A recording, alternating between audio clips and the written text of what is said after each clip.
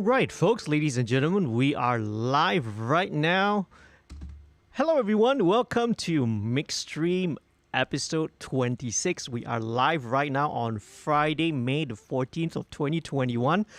Hopefully, all of you out there are staying safe, right? Staying happy and healthy, right? Take care of yourselves, your social distancing and whatnot. All right. First of all, I guess I want to take this opportunity to wish all our Muslim friends and the viewers and the subscribers to this channel Selamat Hari Raya Aidilfitri. All right. Maaf Zahir dan Batin. I hope that you all have been having a good, happy and a blessed celebration. Even though, yes, I know under the MCO we are, we can't go around visiting our families and relatives, but we have to take all the precautions. We have to stay safe, and hopefully you have been able to spend some quality time with your immediate family at home lah. Okay, so no worries, we can all get through this together. All right. Hope every one of you are staying fine. But in the meantime, thank you so much for joining in. This is a brand new episode of MixStream. And let me talk a little bit about our featured artists, okay? So for those of you who have been tuning earlier since 9 p.m., you would already know. We've chatted a little bit, we've hung out a little bit and talked a couple of things. Tonight's featured artist, right, she is Ali Liu. Ali Liu is a singer-songwriter, right? She's been around for a while in the singer-songwriter circuit, having actually released an album, right? Again, all the info is actually down in the description. You can read it. She released her first album back in 2014. Hey, Ali, I didn't know that you put it out. Or maybe you told me, but I forgot lah, right? I am becoming an old uncle already, so memory, the brain, hard disk capacity is getting a little bit full and a little bit packed. Okay, so do check it out. Ali is also here in the live chat. Folks, if you are watching this right now, there's a live chat that's going on at the side or at the bottom or something like that, okay? Right, depending whether you're watching on a computer or a smartphone or device lah. So please do say hi. Let me know that you are watching this, okay? Let me know where you are watching this from as well, okay? Because sometimes some folks are not only in audiences here in Malaysia, but also all around the world. Really cool that, with the internet nowadays, we can reach a global audience lah. So now, bear with me. I'm just going to talk a little bit about MixStream. So MixStream, this is now episode 26. So I've been doing this program for over a year. We started this, right, I think in April of last year, 2020. All because of MCO, with no shows, with musicians and our local artists being unable to perform, being unable to tour. There's it took away pretty much a huge source of revenue for them. So I was thinking, hey, what other ways can we do to support our local artists and our Malaysian artists? So I thought that, hey, why not? Right? Let me sort of take the education aspects of what I want to do, which is talk about mixing, right, in this program, mixing, music production, recording, and use it and also feature our local and sometimes also regional independent artists and their music. So, there's a lot of music all the favorite music that we hear, right, on that we listen to. You know how much work goes into it, right? The songwriting, the rehearsals, the actual recording, down to the mixing and mastering. So this show kind of gives you a short little bit of a glimpse into only just the mixing process. And there's so much work that goes into it, right? Hopefully, you're right. By watching and by looking and sort of having an over-the-shoulder look of how I mix a song, we can get a better sense of appreciation of, the work that goes into it lah. Right. So speaking about appreciation and supporting our local artists, one of the things and the elements of MixStream is that if you are watching this and you want to support the featured artists, you can do so by signing up to become a patron, by signing up via the Patreon website. Okay, so if you guys look at the top right, at the top of the screen, right at the text there. So if you want to support the featured artists, okay, what you do is you go to the website, my Patreon website, www.patreon.com/studio2105. Sign up, right? Check out the different perks, and there are different tiers, right? Everything from, the basic tier, which costs as low as $1 a month, all the way to the VIP tiers, which is $10 a month, okay? Right. Sign up there, drop me a message with the code MixStream26, MixStream26, so that I know that your contribution, okay, is going to go towards the artist, okay? So what happens is that, 50% of revenue, all right, is going to go to the featured artist. 50%, of course, is also to help to create the, right, towards the continued creation of content on this YouTube channel. I do not only these live streams, but I do weekly videos, I do tutorial videos as well, and from time to time some other behind the scenes videos also that you can check out on my YouTube channel. Speaking of that, if you haven't subscribed, if you're not a subscriber, if you're watching this for the first time, hey, I would really appreciate it if you head on down and click subscribe, all right? I would really help the channel out as well, okay? And hey, we are going to start real soon. Without further ado, again, if you are watching this right now, if you have any questions, if you want to chat with Ali is here right in the chat session, right? Feel free to chat with Ali, okay? Ask any questions that you want. I recommend that you listen to this on a pair of headphones or a good set of earphones, or even better, if you have, if you have a home studio, sit in front of the monitor speakers and listen to it, okay? All right. Now, if you're listening on a smartphone speakers or a mobile device, it's going to be very hard to hear things when I talk about the EQ and the compression, okay? But anyway, I do appreciate it. So without further ado, let me just go quickly through the chat, all right? I just make a quick shout out to everyone that's in the chat right now. Ali, of course, right? Our featured artist for this week's episode. We have a Hey Vivo. Who is this Hey Vivo lah? Okay. I wonder who is that, okay? Right. Don't be shy, please let me know who you are, okay? We have Teo Eng Hui, right? Teo EH, okay? Well, awesome. I think you're on my Facebook friend list as well. Zachariah, who is a regular to the MixStream. Awesome. Thank you once again for joining in, okay? Right. Hope you've grabbed your Ahwat white coffee, okay? Right, and enjoy this. Who else is doing that? Right. And Duke Abaddon, right? Thanks for joining in this, right? Hey Duke, where are you watching this from? Right? Because you're an unfamiliar, you're a new face around here. Thank you for watching, okay? So now let's dive into this, right? So let me give you a little bit of a background, okay? So this song, actually, right, as Ali has explained to me, this is actually a demo, right? It's not really something that is, it's not a track that's actually meant for release. But here's how it goes. But when I heard this, I told Ali that, hey, it's a great melody, it's a great song. The way that you did your demo and instrumentations, right? You have applied a lot of very good and useful music arrangement concepts, music production concepts, all right, into the creation of this demo. And to be frank, honestly, nowadays, right, even if you are doing a demo, your demos nowadays need the level of demos nowadays need to be almost as good, sounding as good or as par as a commercial release already. Because that is pretty much the expectation. If you have a demo and you are going to shop the song out, you want to demo this out to labels, to publishers, to maybe artists or whoever, right? Clients, corporate clients, you want to shop the song out. Your quality of your demo has to be really good. So, right? So it's important nowadays that even for demos, right, you really need to mix them well. You need to have them.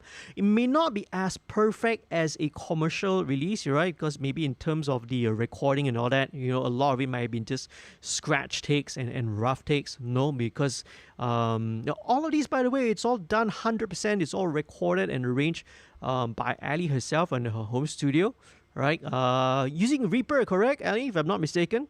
So yeah, so I'm just going to showcase, this is a great showcase of what's possible, what can be done 100% at home by a singer-songwriter, a musician, and by someone who's, by Ali, who is not someone who has got an audio engineering or a music production degree kind of a background. So I'm just going to show you, right, what's possible, and through the mixing process, just to take the demo to the next level, okay?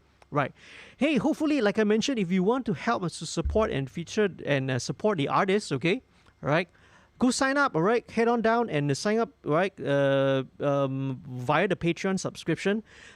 You can just sign up for a minimum of 1 month, all right, and after that, right, if you decide that that you don't want to continue the subscription, that's fine, that's perfectly okay. So 50% of the revenue is going to go that. Hey, maybe if we raise enough money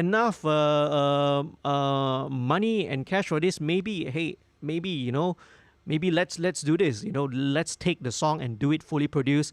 Let's record real drums here, we'll do it right here. I'll be glad to waive my producer's fee, right, and mixing fee and all that, right? But if we can get enough money to get musicians, book some studio time, get some real live musicians in here, that would be awesome lah. That would be really, really great. Okay, so let's head on down, okay? What else is happening? Hi, Moharis. Abang Moharis. Hi, JD. Selamat Hari Raya, Abang. Okay? All right. Thank you so much for joining. Now, while I'm doing this, I'll be focusing on the mix, so I may not have time to watch the and pay attention to the chats, okay? All right? Okay, here we go. All right, let's go right now and let's get started. So, first thing, whenever you approach a mix, before you go down to the nitty gritty, before you even go into all the individual tracks, take a step back and always take a look at the big picture, right? So this is what I describe as a process of framing and discovery. And what you do, all right, what I would do is you pull up a rough mix of the song. You don't need to apply any EQ, don't need to apply any sort of processing, just balance it, right? Do a little panning, maybe you want to pan some of the stuff left, right, so that it sits properly, things like your drums or drum overheads need to be panned left and right, right? Do all of that and just get a rough balance first. Listen to the whole mix, so that's what we're gonna do, okay? So let's take a listen to the whole mix along with the vocals as well, right? Bear in mind, this is 100% done by Ali at her home studio, okay? So none of it is being done in like a big recording studio, okay? So let's take a listen. In the meantime, let me just go and look through the chat. Here we go.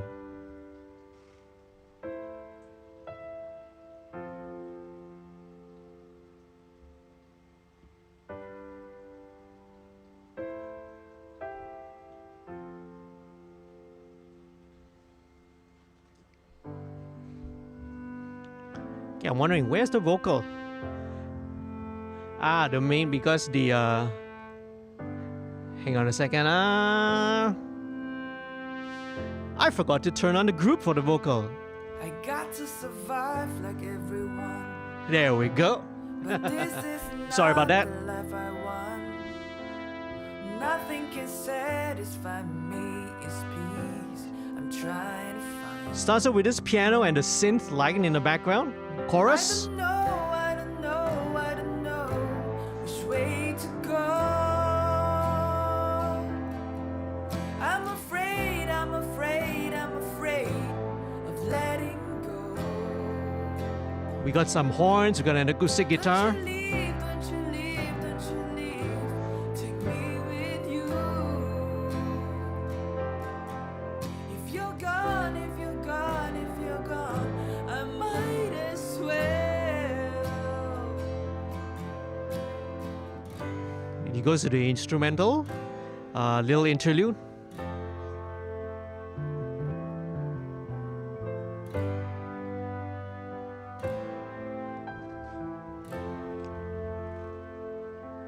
You told me that things are changing all the time, and I got to learn to ease my mind. It's so hard to be And the drums have been kicked in the second verse. learn the truth. If you fall, I fall too. If you cry, I cry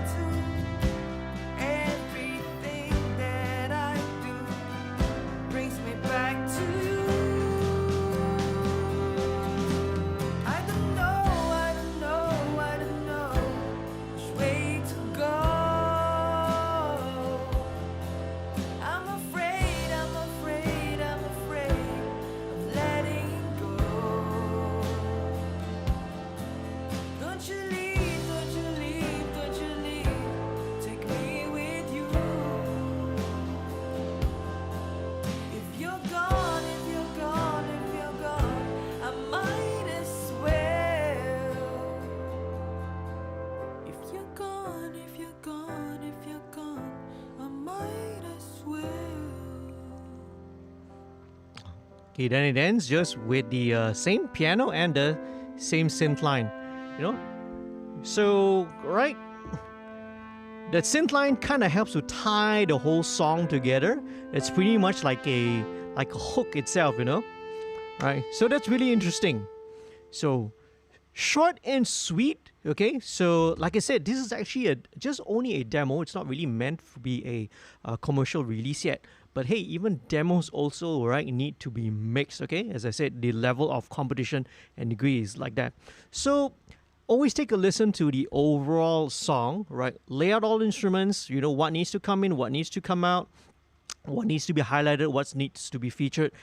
In a demo, okay, right? Definitely one of the main things you do not want to get buried, all right, would be the vocals. And it sounds pretty obvious, but sometimes I do get a lot of demos from, you know, from artists who may want to work with me or you know, or for bands. And very often the demos, right? They always bury the vocal. You know why? Because it's like, oh, they're shy that the vocal, you know, oh, it wasn't recorded very nicely, or, you know, the performance wasn't that good for whatsoever reasons. Okay, yes, right. Maybe it wasn't recorded that well, fine. Or maybe the performance was not the best. But if you bury the vocal in a demo mix, you send the demo out to label folks or publishers or any others, and then they cannot hear what you're saying, or sometimes it's being drowned in reverb. And if they can't hear the vocal, straight away, immediately, you're right, people have already tuned out, right? Label folks, and if you have an A&R executive, I cannot hear the vocal. It doesn't speak to me. Straight away, your demo is gonna go into the trash already. So immediately, don't bury your vocals inside your demo. Okay, put it out loud and proud. All right. Even though it may not be the best, may not be perfect, okay? At least let the melody, let the words be clearly heard, lah, okay? So, here we go. Now, before we start, now, it's very important to, if you are a regular viewer, you already know what I'm going to start with, okay? Setting the initial levels, okay? All right. What do I mean by this? What I mean by setting initial levels and gain staging. Okay, now, without going into so much detail, what do I mean by setting initial levels and gain staging?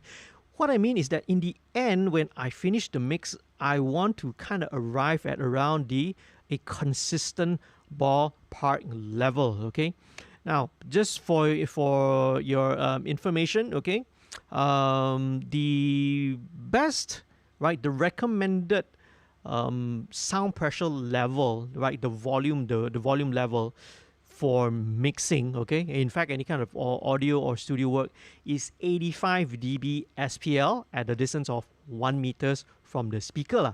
So 85 dB SPL, that's not super loud, and it's loud enough that you can sort of feel everything from the low end and you can hear all the detail. But 85 dB SPL is kind of where the human ear has got its flattest frequency response.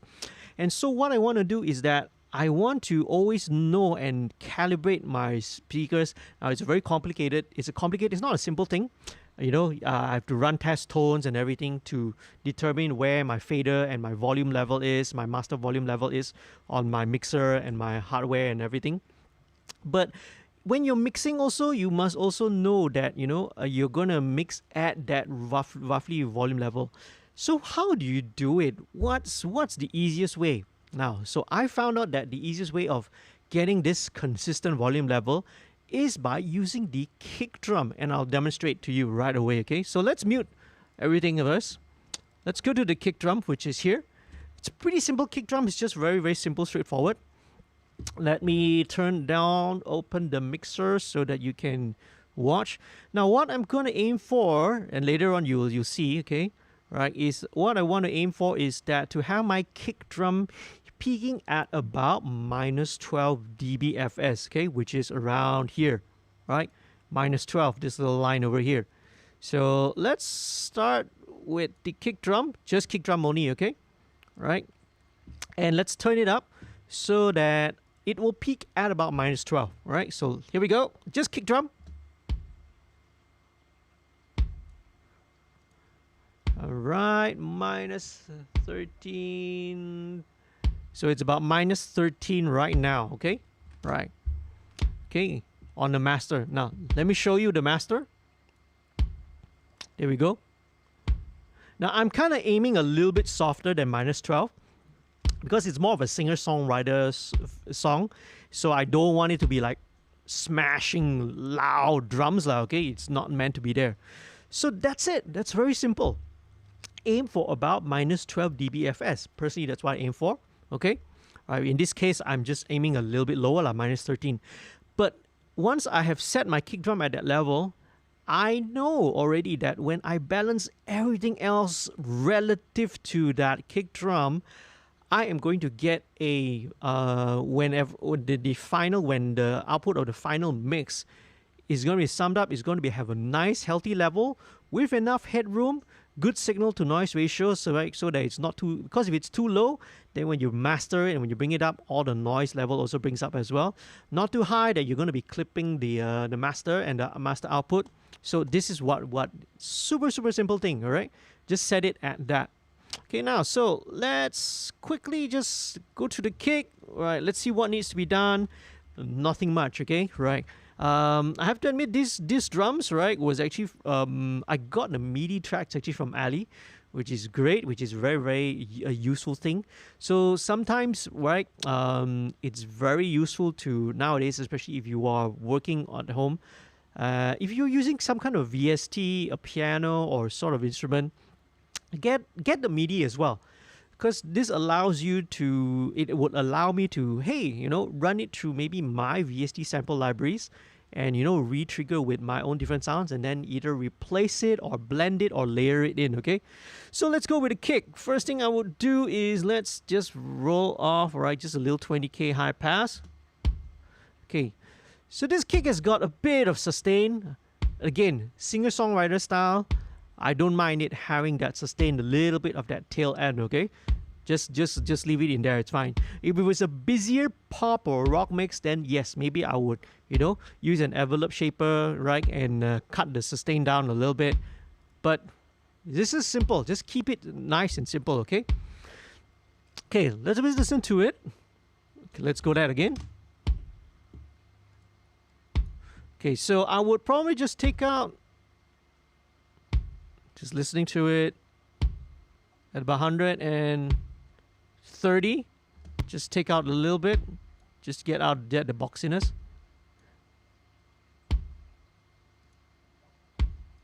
And a bit more here. Let me listen to it. There you go.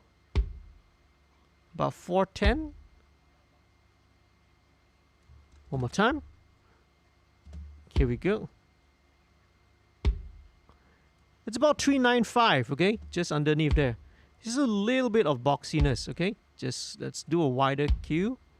My pass. Okay, just cleans up a little bit of the mid-range of that. And that's pretty much it. That's all, okay? Nothing much needs to be done to the kick drum.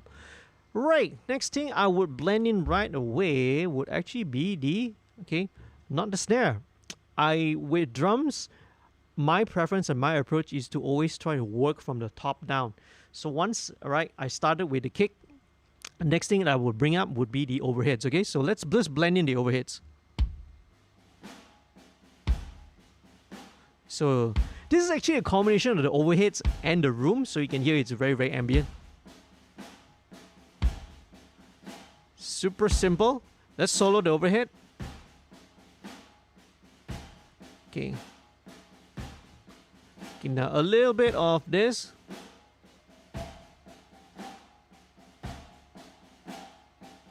Bit of honkiness at about 760.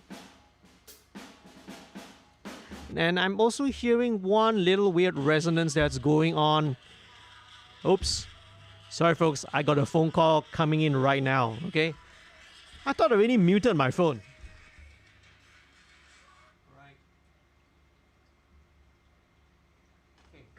My apologies. First time ever happening in a year that a phone call comes through while I'm mixing. Okay, so there's one little resonance that's happening. Let me just get rid of that.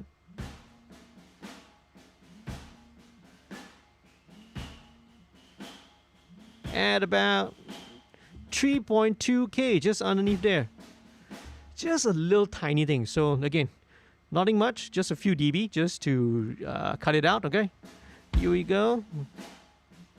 Okay, then once I have built the overhead drum sound, then only I will bring in the other close tracks and the close mics.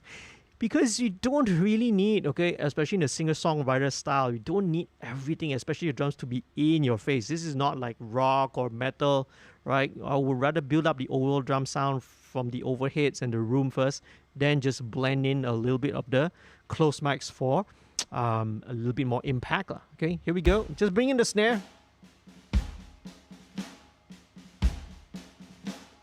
In fact, that's it, right? Just a little bit, okay? Okay, let's go to the busier section. Okay, then here where the final chorus comes in, there's a ride cymbal.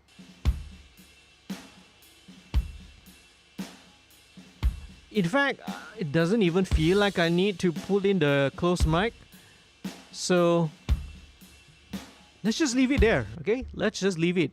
Now, it doesn't mean that if a track is there that you have to use it. There is always an option. You can always mute a track as well. So there's just little tom fill going into the chorus. Let's check it out.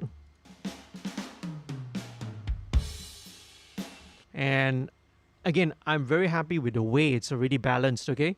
Right, at about minus 21 here. And let me just even this out, okay? Right. Now, the reason why I'm kind of typing and putting these round numbers, it's more for, I do it for the sake of recallability and consistency. So if I know that I need to make tweaks or adjustments, you know, I know I will usually do this in increments of 0.5 dB. So just rounding it down to those levels is not going to make a huge difference. So I am keeping these fairly centered, right? Again, we are not going to have these drums super big, super wide, right? Singer-songwriter, okay, the focus should be more on the instruments. It should be more on things like the piano, acoustic guitar, and the vocal, not the drums. The drums are kind of there just to add a little bit of rhythmic drive only lah, okay? So, super simple, right? These toms already sound great. I don't think I need to do much to it, okay? Right? There we go. That's all. Okay, now. So now, let me show you a little bit. So the drum tracks here, okay, all of these are all gonna be routed into a drum bus, right? Into a drum group. Okay, Cubase calls it groups lah. Okay, some other DAWs will call it a bus, some will call it an aux. Pro Tools will refer to it as an aux. But what it allows is that all of these are being summed into the drum group. Okay, so let's open it up. What do I have in here? Okay, I have an instance of the API 2500. So I don't do a lot of compression on all the close mics, like the kick and the snare. I'm not a fan. But what I will do is apply a little bit of compression just to even out. But I do it usually on the overall drums. Okay, so let's just chuck this in here. And we're going to take this section, which is the last chorus, because that's kind of where the loudest part, that's the most active part of the song, right? And just see how it goes. What I've already kind of, my starting point, right, would be the fastest attack, right? The 3-to-1 ratio. The release will also be fairly, let's see, what is this? This is actually a, how much, this is a, am I on the auto? Right, yep. Right, okay, so there's my release, which is on the variable release. So here we go, okay? Let's just listen to it. Okay.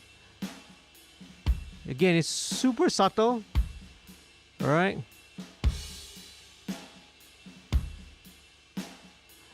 In fact, it's only just acting on the kick drum. Let me just bypass it.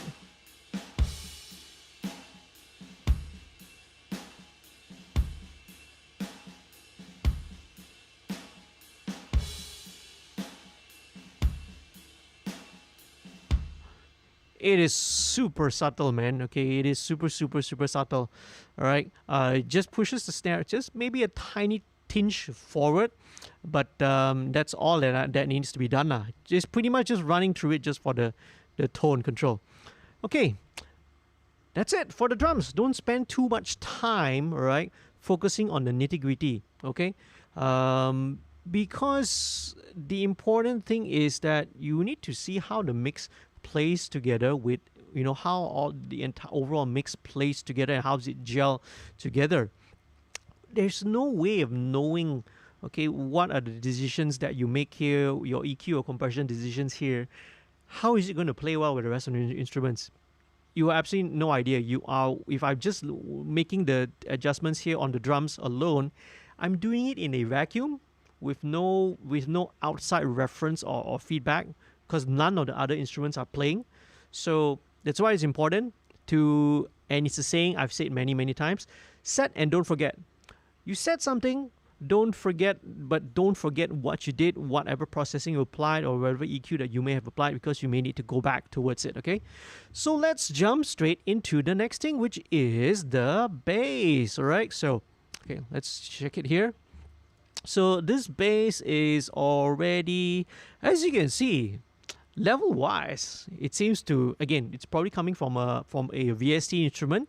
So you see it's super even, which tells me a couple of things. I may not need to compress it that much in the end, okay?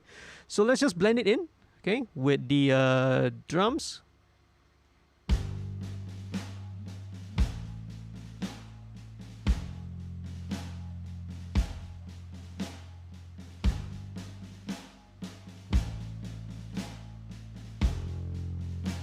Here we go. All right. Okay. So what I'm going to do right now is let me pull in, okay, some of the, let me show you what I'm going to do. Now with, nowadays with digital mixing inside a digital environment, all right, obviously inside digital audio, everything is clean. Everything is, you know, very precise. But there's somehow a lot of our favorite records that we used to listen to, a lot of it was, you know, mixed on an analog console. So, you know, one of the things inside digital is great because, right, because of all its abilities, it's clean, its signal to noise ratio, everything. But sometimes we want to eject a little bit of that sense of that color back into, right, the into a mix, right? So some of these analog colors, how do we go about doing it?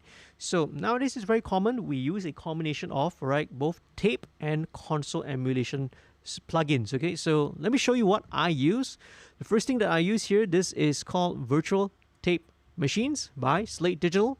So this is an emulation of an analog tape machine. So a couple of things, right, besides the nice user interface, just as ignore that. Things that you want to look into would be things like your speed, right? 30 IPS. IPS is short for inches per second. There's also 15 IPS, right? So basically this means the tape speed, right? So 30 IPS means that the tape will pass by the record head, the playback head, right? The tape heads, right? In, let's say, right, it will pass by the tape heads 30 inches per second. That's pretty a lot. See? So that's pretty fast, you know, 30 inches, about that, right? Yeah, 12 inches is about a foot. 12, 24, yeah, so it's about two and a half feet, right, per second. And then you also have 15 inches per second. So 15 inches per second is half that speed. So difference between the two, there's actually difference in terms of the frequency response. 30 IPS being faster, right, will have a much more wider frequency response, right? You will have a much more better frequency response, up and highs, a lot flatter. Whereas 15 IPS will tend to have a darker sound to it, right? Again, this is one of the wonderful things about working with analog tape. You can use it to add a sort of a coloration to the source, to the audio, depending on your tape speed. Now, there are other things as well, including machine type, tape type, FG456, FG9. I'll use 456, right, in this case, right, because that is the Ampex 456 tape. So I'll be pretty much using this. So this is the first thing in the chain. And the next thing over here, this is an instance of virtual mix rack, but let me draw your attention to what is here. So the first thing here, this is Slate Digital's virtual channel. So remember, we started coming up from an analog tape machine, out from that into the channel of an analog console. Okay, see, we're trying to emulate the signal flow of how an analog console would be. Okay, then right after that, it goes into the FG73. This is the Neve 1073. It's not a Neve, it's the emulation of a Neve 1073. So you can envision, right? That's exactly what we're doing. All right, so this is going to be pretty much on every track, right?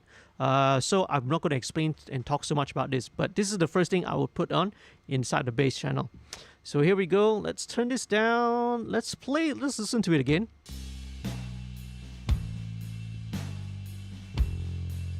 Okay, it is a little fuzzy, so let's bring down the virtual drive. Just clean it up a little bit.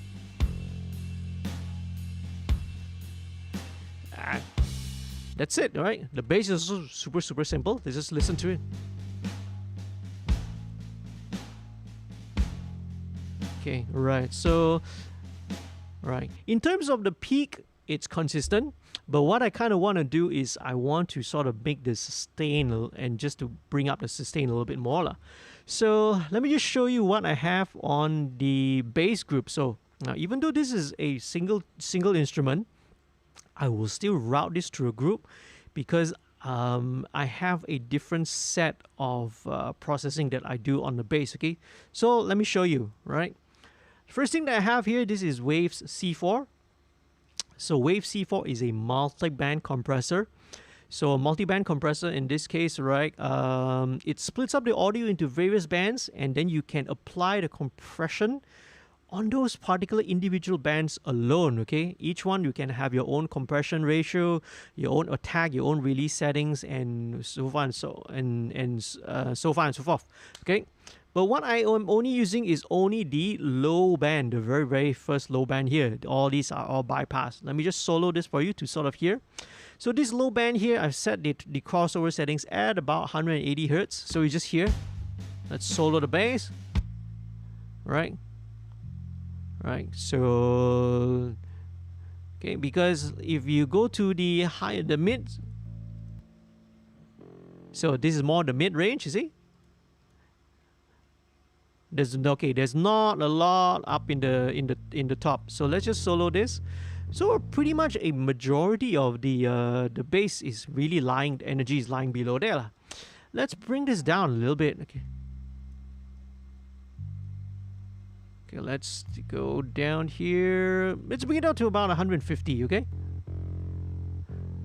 It's interesting, the bass has got a little bit of fuzz to it, right? Which is really cool. You know, gives a little bit of a dirty sound. So this is what Wave C4 is going to be doing. This is just going to be controlling the very low bottom end just to make it even, okay? So that the bottom end doesn't jump around too much. Now, I would do this because this would allow me later on when I apply the compressors, right? So the compressors that come after that, you see later, you won't have to work so hard. Because compression is going to always act on whatever the loudest element in the signal is. So if you have your bass frequencies jumping up and down a lot, then the compression is going to have to work very hard, and sometimes that's not going to be very smooth, you see. So just having this Wave C4 at the very start just helps to massage, it helps to tame the bottom a little bit, okay? So that's it. That's pretty much it. That's what C4 is doing. Let's go to the next thing. And this one is an interesting one. This is the Surfer EQ2 Boogie, right, by Soundradics. It's the Focusrite edition. Now, this is the Focusrite edition because this is actually free. Now, if I'm not mistaken, right, when I got it, this was actually free for all Focusrite users. So if you own a Focusrite, Innovation, any kind of a Focusrite product. Okay, right. Shout out to Focusrite. Okay, I'm not sponsored or endorsed by them. Right, this right. You go to the your user account on the website. You sign up. You go to the downloads. I think this is free and available for download. Okay, so this is actually like the junior version of their Surfer EQ, which is a very powerful tool. It's an intelligent tool. The reason why it's very, very powerful is, right, it has this band, little middle here band called the surf band, okay? Right, you know, surfing. So pay attention to this little green circle, right? You'll see what I mean now when I play it. What it'll do is that it will track and it will follow, you know, kind of like a surfer on a wave, right? It will track the fundamental frequency of the audio signal, right? I play it for you. Take a look.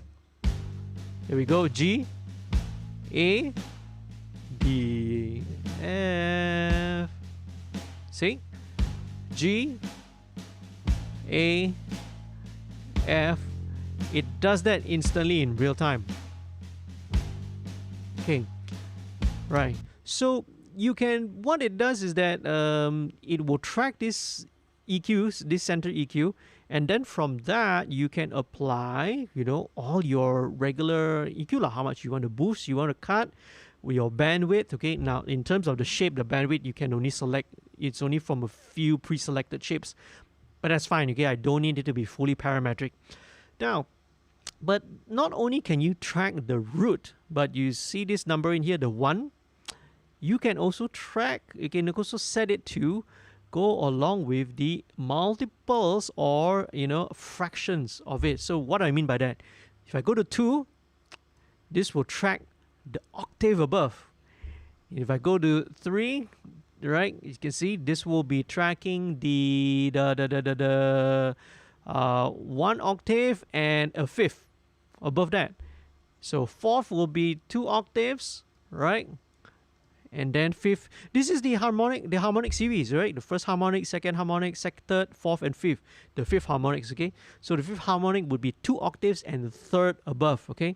So sometimes this would help to clean up, if I want to clean up some of these upper harmonics, because one of the best examples, if I very often I will go aim for the 5th harmonic here, because that is like I said, it's a 3rd, okay? And the reason why is that it's a major 3rd. So if in this case we are hitting the A, right, which is an A minor, which is an A minor chord, if you have a major 3rd, that's a C sharp, it's going to emphasize, right? It's going to kind of emphasize the C sharp, which makes it an A major, which is totally wrong harmony. Right, let me just try and solo this and demonstrate this to you, right? I'll boost this up so you can hear what the different frequencies are. So this is the root. Let's start with it. Okay. Let me just boost this up. Okay, so this is boosting only the frequency, the fundamental. Let's go with 2. This will be an octave above. Right? So it's a little bit richer in times, but it can get a bit boomy. So let's go to the 3rd. See? Do, do, do, do, do, do. Okay, so that is weird, okay, right? So do do do do, yeah, so that's like a 5th. So let's go to this one, which is a 3rd. It gives you a major 3rd, 2 octaves above the fundamental.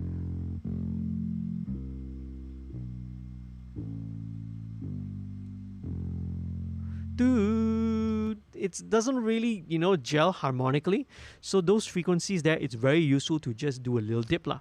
So the great thing about Surfer EQ, that because it's intelligent EQ and it will follow and track the frequencies, it'll help me to take out that fifth harmonic from every note, right? Every chord, okay? Every bass note that's playing, and help to clean it up. So it really helps to actually, instead of having to boost the EQ on the fundamental, just cleaning this up will help to give a little more clarity, okay, to the bass. So this is what I'm gonna do, right? So the 5th one, which is here, and just about 2 dB lah, just to clean it up a little bit. Let's play with the drum. All right. It's super subtle, but it'll help when, you know, things like the piano, all your other instruments come in, it'll help. Okay,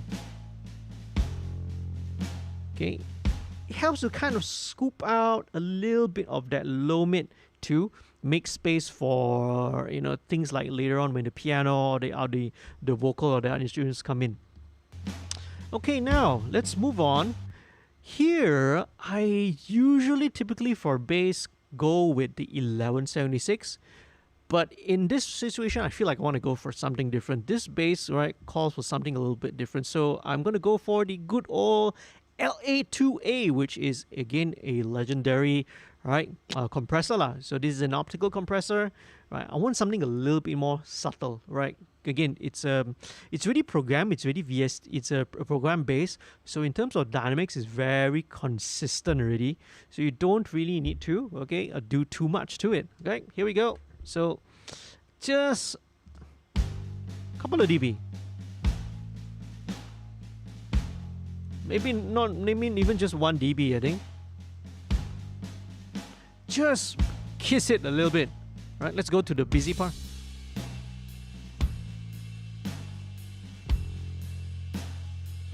Yeah, just kiss it very gently. Again, that's all it needs. You don't need to be aggressive. And what's next? Now, so there's more coming up in the bass group here. So what I have over here now, this is called Bass Rider from Waves. Now, this is also one of these intelligent EQs. What Bass Rider is you can look at it, right? You look at the user interface, you can pretty much guess. This looks like a little fader, volume fader, but it's as if you have somebody, right? A pair of hands which can respond really quickly to the dynamic changes. So what this is going to do, it will ride the volume. You set the target volume for the bass, and this will ride it right accordingly. Okay. So what this will help. Hopefully, what I'm trying to sort of achieve is to kind of give it a bit more sustain. So when the bass kind of sustains it down, it will kind of ride it up a little bit. Hopefully, I don't know what will happen. We always have to try it out and see what goes lah. So here we go. All right, range, right? Keep it to the gentle setting. Sensitivity, response slow, okay? Because we don't want it to be jumping around too fast, too quickly. All right, so let's bring the target level down first.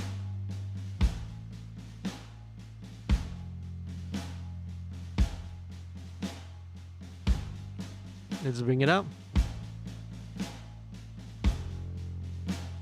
Let's bring it up a little bit more.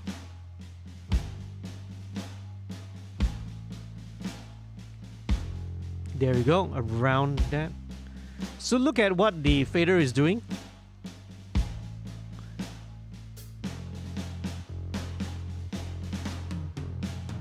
See, it's making subtle jumps. So some notes, it will bring it up louder. Some notes, it will bring it out softer, right?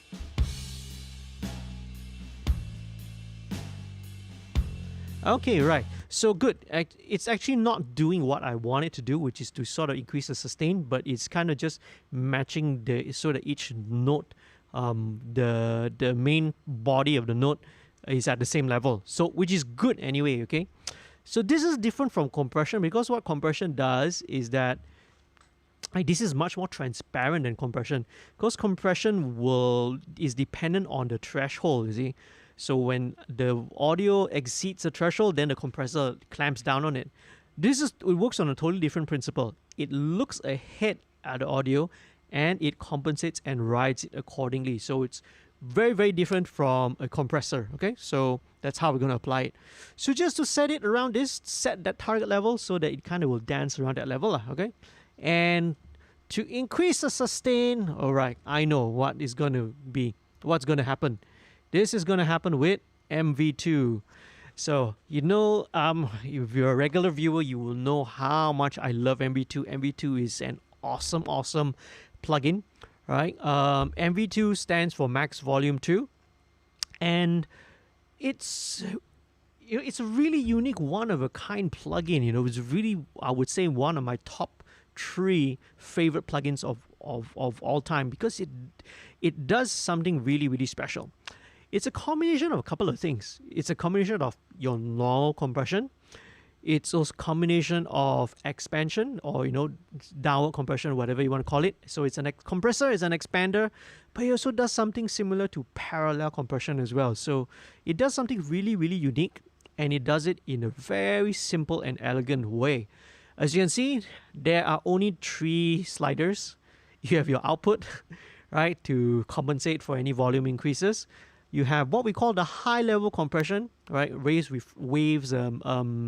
refers it to this. So what high-level compression here actually means that this is your basic normal run-of-the-mill, right, vanilla compressor, right? Sound level exceeds a certain threshold, then it will compress it down. But what's really interesting is this one, the low-level compressor. Because what this does is that it focuses on all the softer background low-level audio information and brings it up.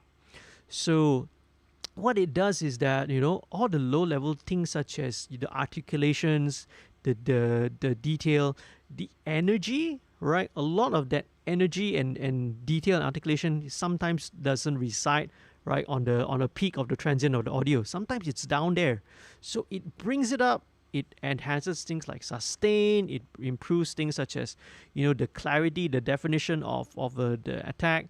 It's really, really useful, not only on bass. I can use it on drums. I can use it on so many other things as well, right? Solo instruments are very, very useful because, again, right, I can apply only the low level compression without affecting the transient, so it will maintain all the punch that's there. It's necessary, but helps to even out all the low level details. So let's bring it up. Okay, MV2. The sustain as well, much better. So now the long notes are sustained.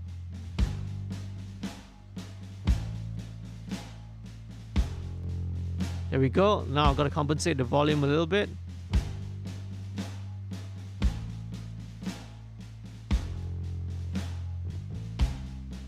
Let's bring it down about 3 dB. See, especially the long notes kind of drop down in volume. This helps to sort of sustain it.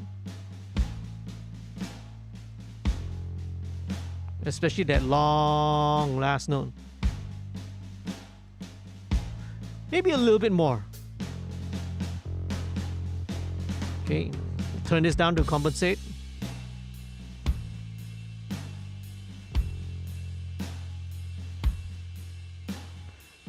Okay, right. So now, that's pretty much it, okay? And that's all we got to do with the bass, right? So, okay, maybe very quickly. Okay, let me show you this. This is virtual mix rack here, which I also have another instance of. This time it's virtual mix bus. Mix bus here emulates the workflow, the signal flow going through a bus or a group of an analog console. So I'm also kind of simulating it just by putting this at the very end. This is not something that you have to do all the time. Some folks will not put this in here, right? Because for them, they already have one at the start of the chain. But if you really want to emulate how it's kind of going through a signal flow of an analog console, that's what I would do. So that's it for the bass, actually. I've got a feeling that I may need to turn the kick down a little bit more, but let's see how it goes, okay? Let's bring in the next person, the next star. That would be the piano, right? The piano is pretty much the main star in this case. So what I've done is, again, I took the MIDI because Ali was good enough to provide the MIDI as well. And I kind of blended it in and added in my own piano samples as well. Okay, so this one, which is here, piano AK versus piano. Right, so I'm going to use this, right? There we go.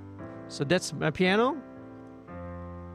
So same thing, the tape and console emulation.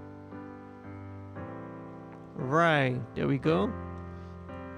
Okay, what would I love to do with this? Let's put in LA2A, right? Or in this case, FG2A, which is Slate Digital's emulation of the LA2. So let's bring this in. Just again, a little bit.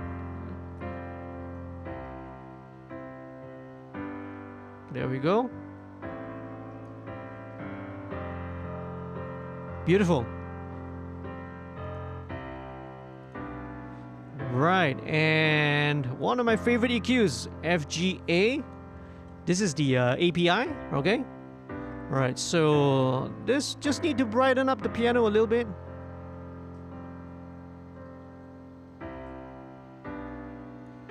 And take out a little bit of the... Alright, a little bit of that boxiness. About 400. Just take out a little bit. Here we go, okay? Here we go.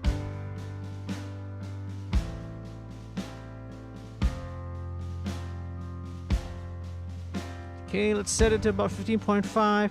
And now let's blend in a little bit of the original piano. Right, just to blend it in a little bit. Okay, now can hear that there's a little distortion there. It's more because of the original gain lah. Okay, so let's bring this down so that it doesn't drive and saturate the preamp. There you go, that's better. See, if I bring it up, you can hear the distortion, which if you're doing some kind of experimental thing, sometimes can be a cool thing because you can saturate, you know, this is exactly how the mic pre would behave or the analog components would behave, you see. Saturate it. Let's see what it sounds like. Wow. That's a really cool sound, but not appropriate for this production lah, okay? So let's clean it up, okay? Let's go all the way clean. There we go. All right, and let's just blend it in.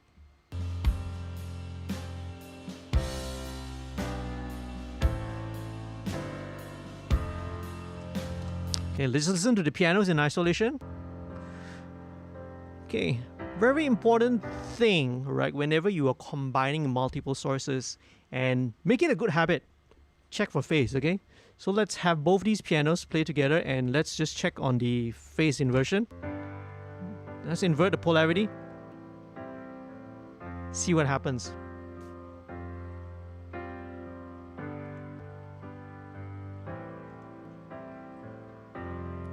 Not too bad. What happens when I pull it? It takes out a little bit of the bottom, which is not a bad thing.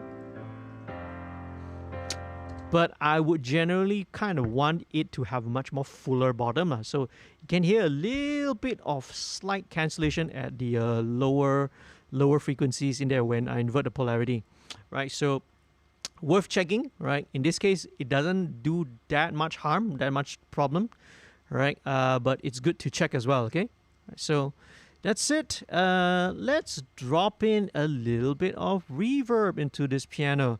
Now the samples already have a little bit of reverb, but I would like to add a little bit of myself just a little bit more, just to give it a bit more space. Let's go with the old Yammy. Let's go with the Grand, right? And let's just bring it in here. Let's start from this top, which is the quieter section, okay?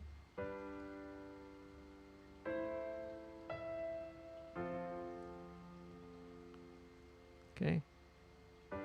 So it sounds like it's in a bigger hall. Let's go with something else actually. Let's go with hall. A bit too dark. Is it too dark? Let's go with this.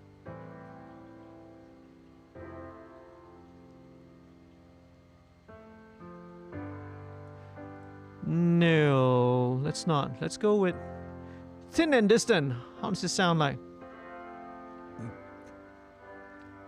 Oh, this is more like an effect thing, which is cool actually.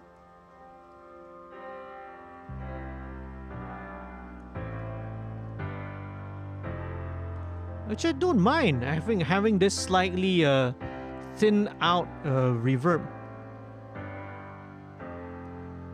Bypass.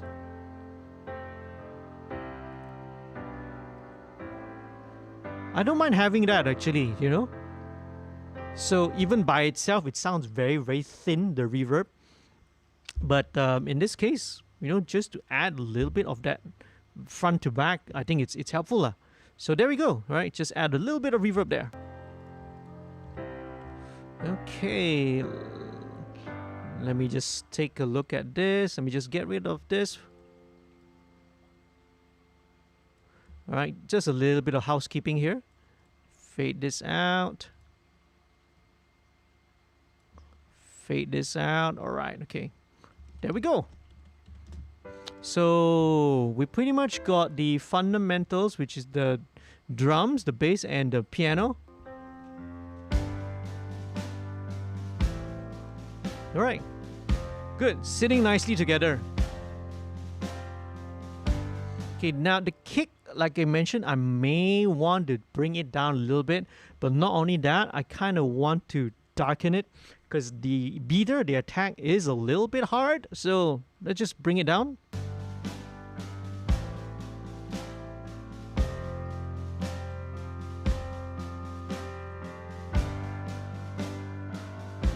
Yeah, just to give it a bit more roundedness lah.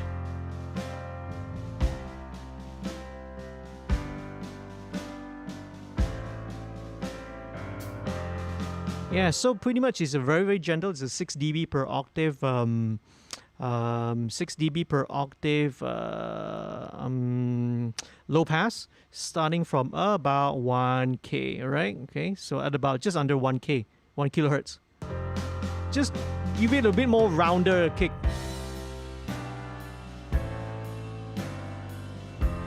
Yeah, a bit slightly rounder. Although when I get here, I may want to automate it a little bit. Yeah, let's automate this so that when we get into the chorus, right, I'll bring this up a little bit just to add a little bit more beater attack, bring a little bit more of the beater attack back in, because this helps with the dynamics, okay? So let's automate this. Let's bring this about.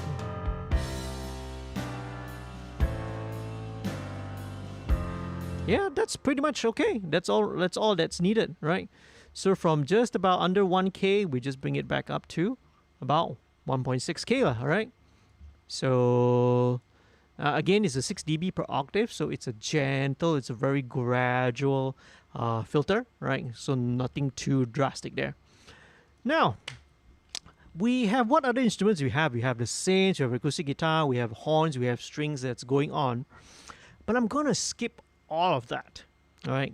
And the reason why is because, again, vocal is king, okay? Vocal, or in this case, right, vocal is queen.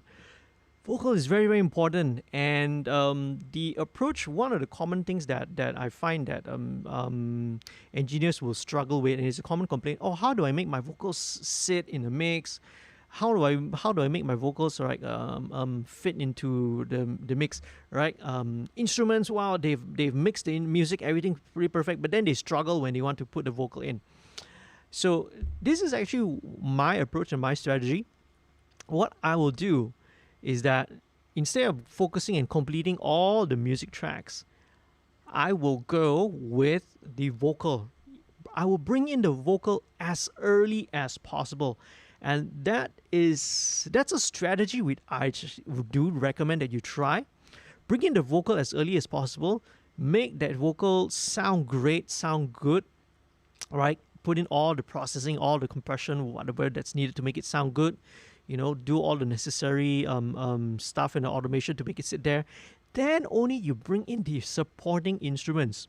So because this is going to ensure that whatever you do in terms of the EQ decisions, like I said, EQ decisions cannot be made in a vacuum, right? Whatever you decide to EQ the instruments here and there, if you work on the music first without the vocal, then you find that you may have processed it. Okay, here's how I put it: if I were to mix the music first, make the music sound great and awesome, then try to put a vocal on top, I find there are a couple of things. I find that I usually have to apply drastic amounts of processing just to make the vocal cut through. So sometimes it will make it sound even more harsher. Makes it more harsh.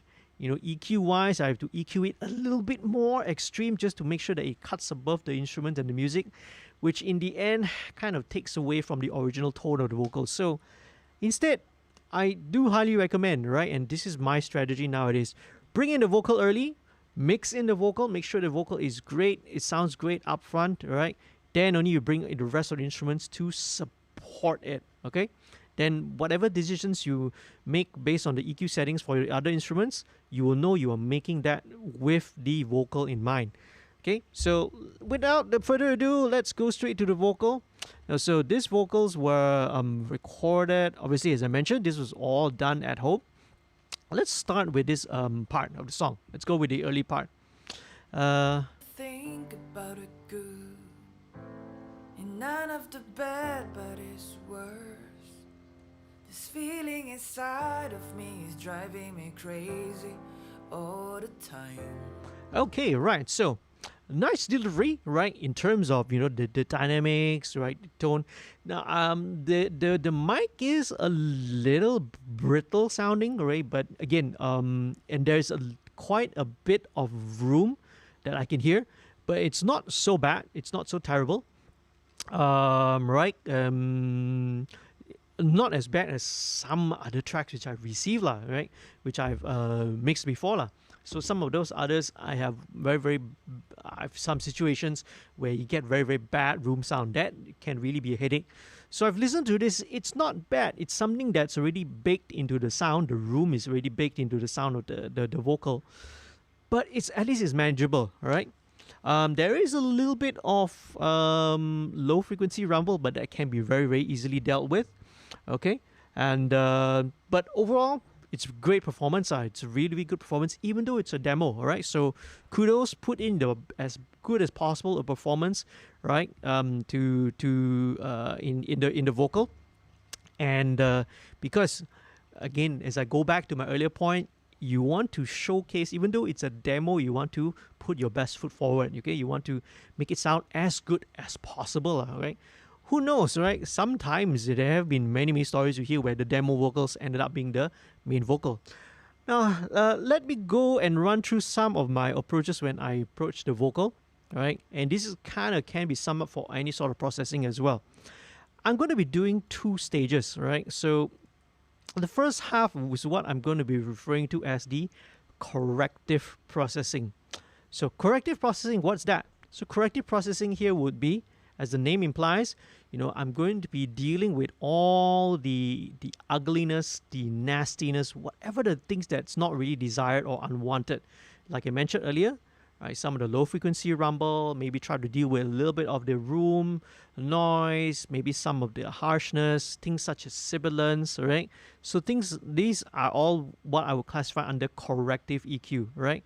Right. So this is the first half. Let me run through you what I'm going to do with it. So, right, in terms of balance, okay, let's just set a balance for the vocal.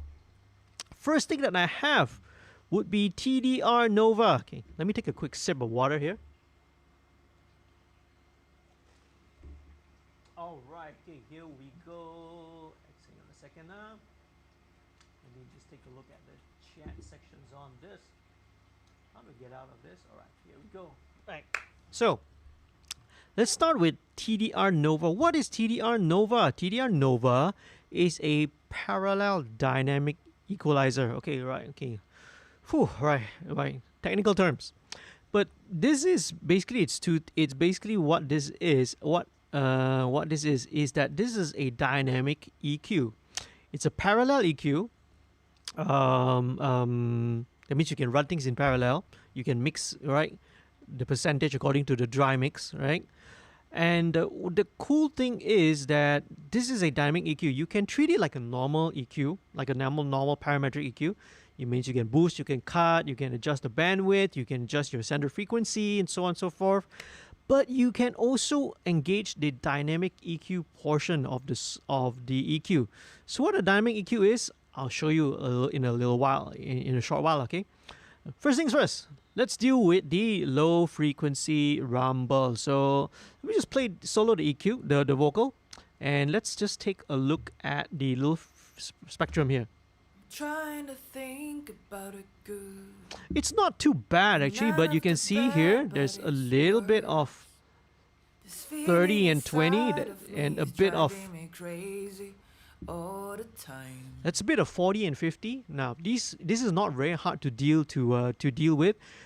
And I mean, it's obviously right. If you don't have a ideal studio, a fully soundproof studio, or a vocal booth or something like that, you sometimes encounter these issues. But fortunately, low frequency issues are not hard to deal with. So let's do first thing first. Engage the high pass filter with a slope of 12 dB per octave, a bit more gentle. And here we go. Trying to think about it good.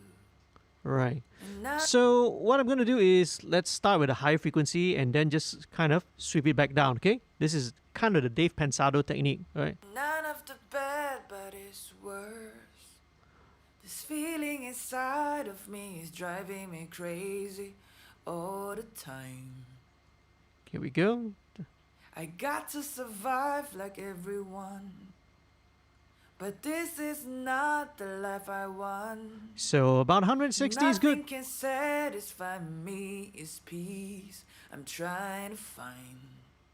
Okay, let's go to the chorus. Chorus is coming in. I don't know, I don't know, I don't know which way to go. All right, so there's a little bit of boxiness. So this is where I'm going to engage the parametric, the dynamic EQ, okay?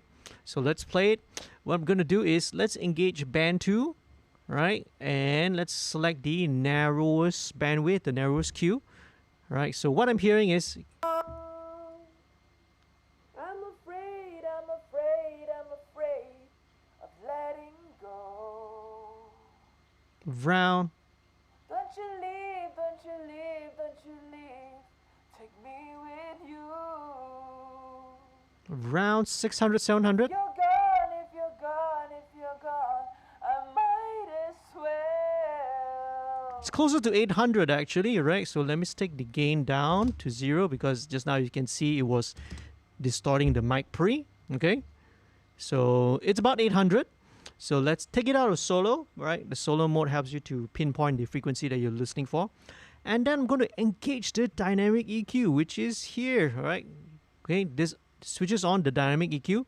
And you look at these guys, the ratio, attack, release. These are very, very familiar. These are parameters of a compressor. Okay, so what I'm going to do is I will put it into a wideband mode. So wideband mode means that all the bands are going to share the same settings. Ratio, I go for about 3:1. Attack, fastest because I want it to respond immediately as soon as possible whenever those frequencies pop up, the ugly frequencies pop up. Release, I also want it to be as short as possible because once those annoying frequencies are not there, I want it to let go, you see, okay? All right, I don't want it to clamp on.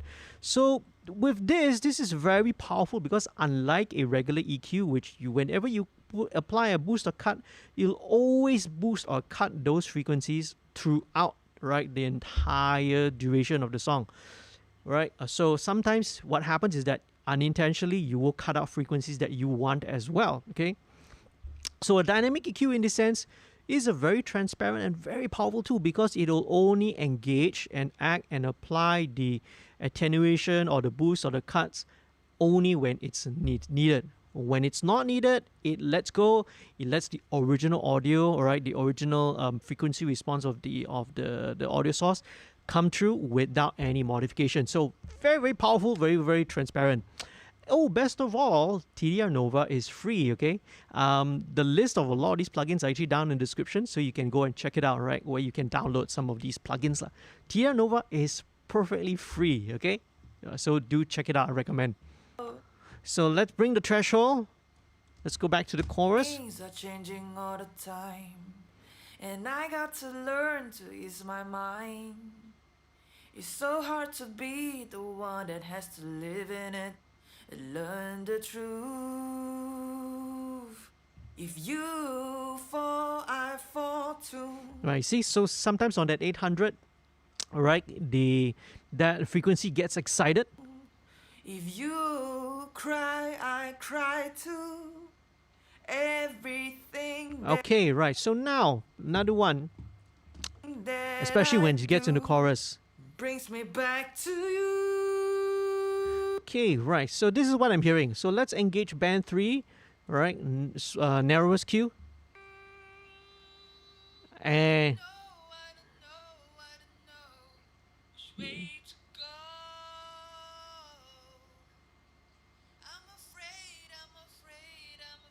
you can probably hear it, right?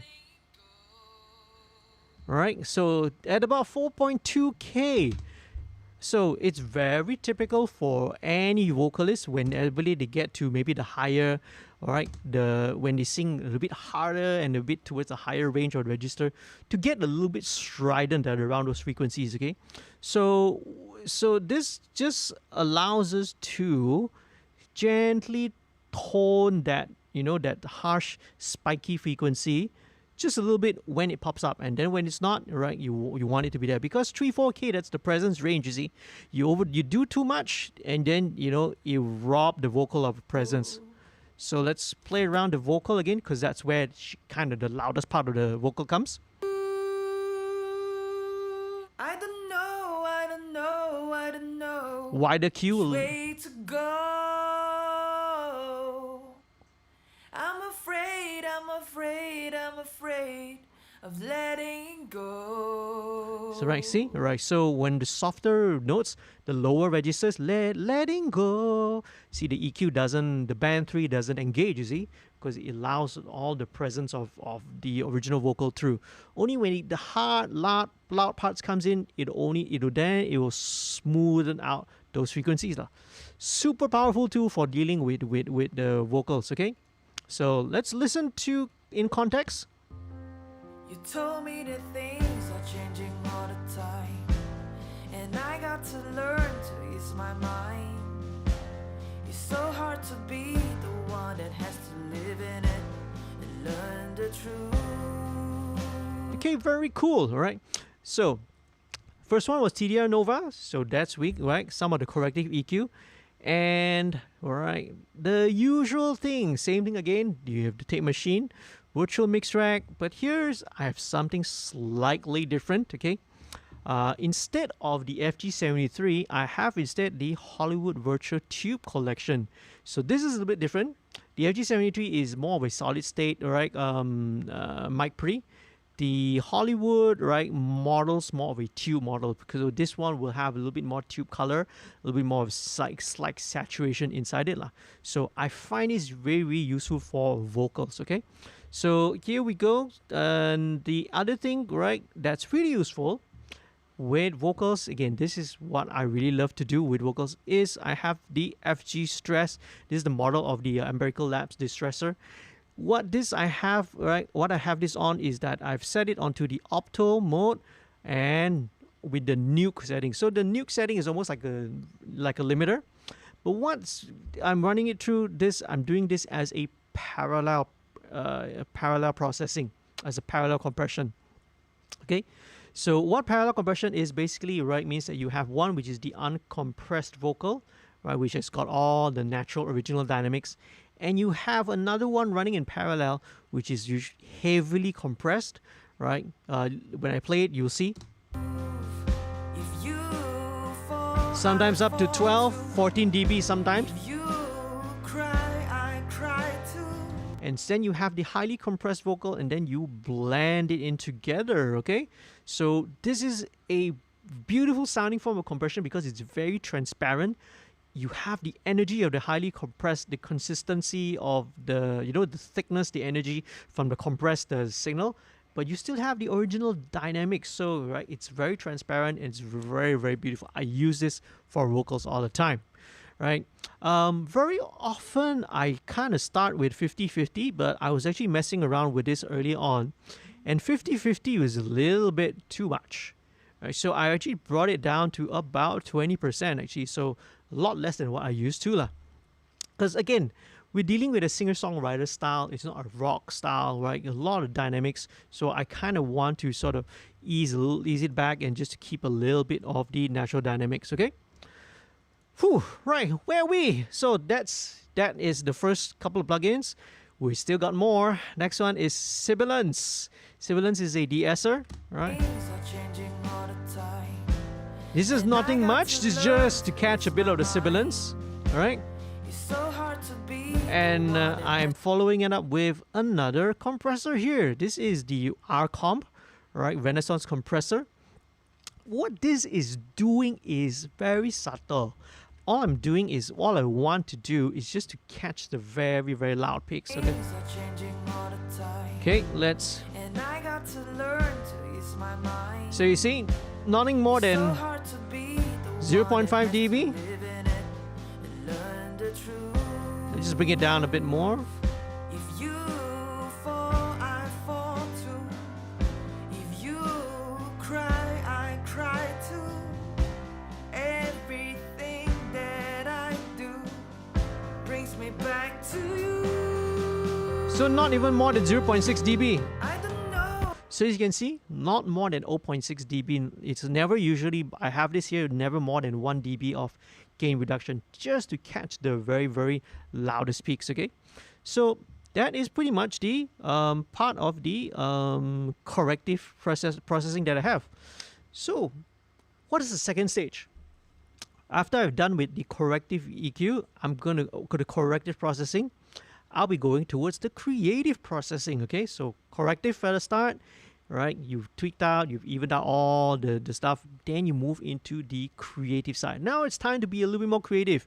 So where does it go? So first of all right, as I mentioned, right, the vocals are being sent to a lead vocal group. Okay, you guys can see it here. And let me pop this up to show you what I've got. Now, there are going to be a couple of things here that that's really, really useful. Okay, this is pretty much my chain when it comes to the creative side of things. So let's start first of all with the very first plugin here that I'm going to work with. This is the 1176 Revision A, right, by Universal Audio. This is a classic compressor. I'm not sure whether you can see down in my rack. I'm also using one, but I'm using the LN, the black face. So let's engage this 4:1 ratio, all right? Slowest attack, fastest release. And what we're gonna do is just see the vocal. Let's bring this vocal in, okay? Things are changing all the time, and I got to learn to ease my mind. It's so hard to be the one that has to live in it Ooh, and learn the truth.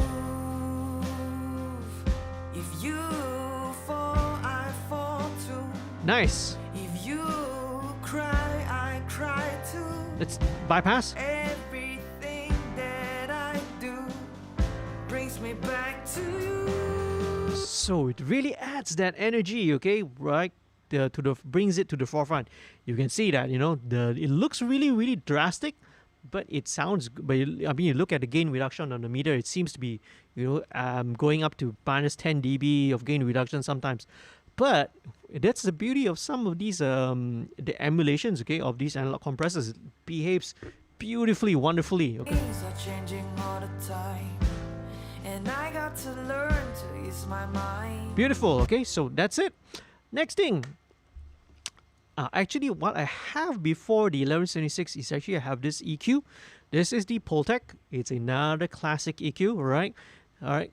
What I'm going to do with this is this vocal. Actually, I don't think I need to bump up too much highs, right? Because it is quite a bright. It sounds like a bright mic. Ellie, if you're there, do you know what mic did you use? Right? I'll check later in the chat. Okay.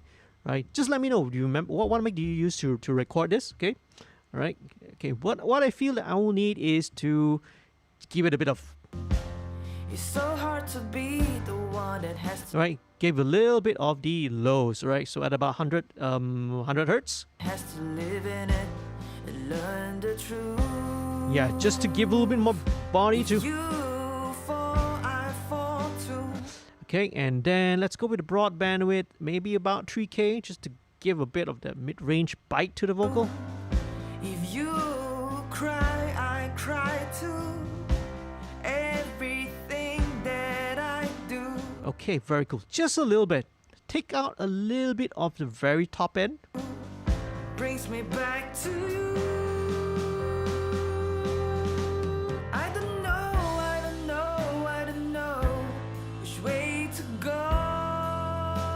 Okay, now it's what I've done actually is that I've set the compressor settings first. then only I EQ'd in. All right. So this is a little bit or slightly counterintuitive thing, but because what happens is that when I am doing the EQ, right, when I'm EQing into the compressor, it is definitely going to affect what the compressor is doing, right? But it really does it in a very special way, because I want to hear how it sounds, okay? How it would definitely respond and react differently when I EQ into the compressor. So these are some of the things that I really, really like to do, okay?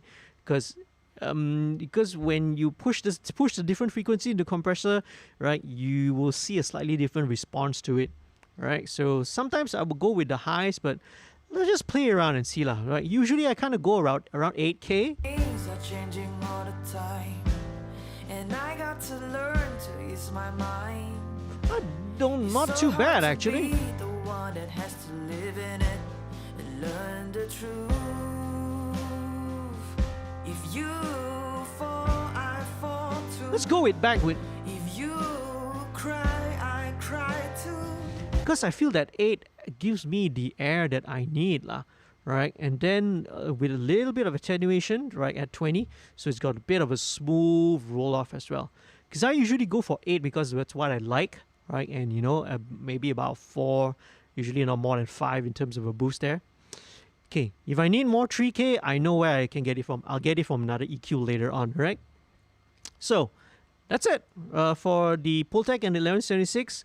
Now, after you've applied all that processing, very often you're gonna need, all right, another de-esser. So I have one here.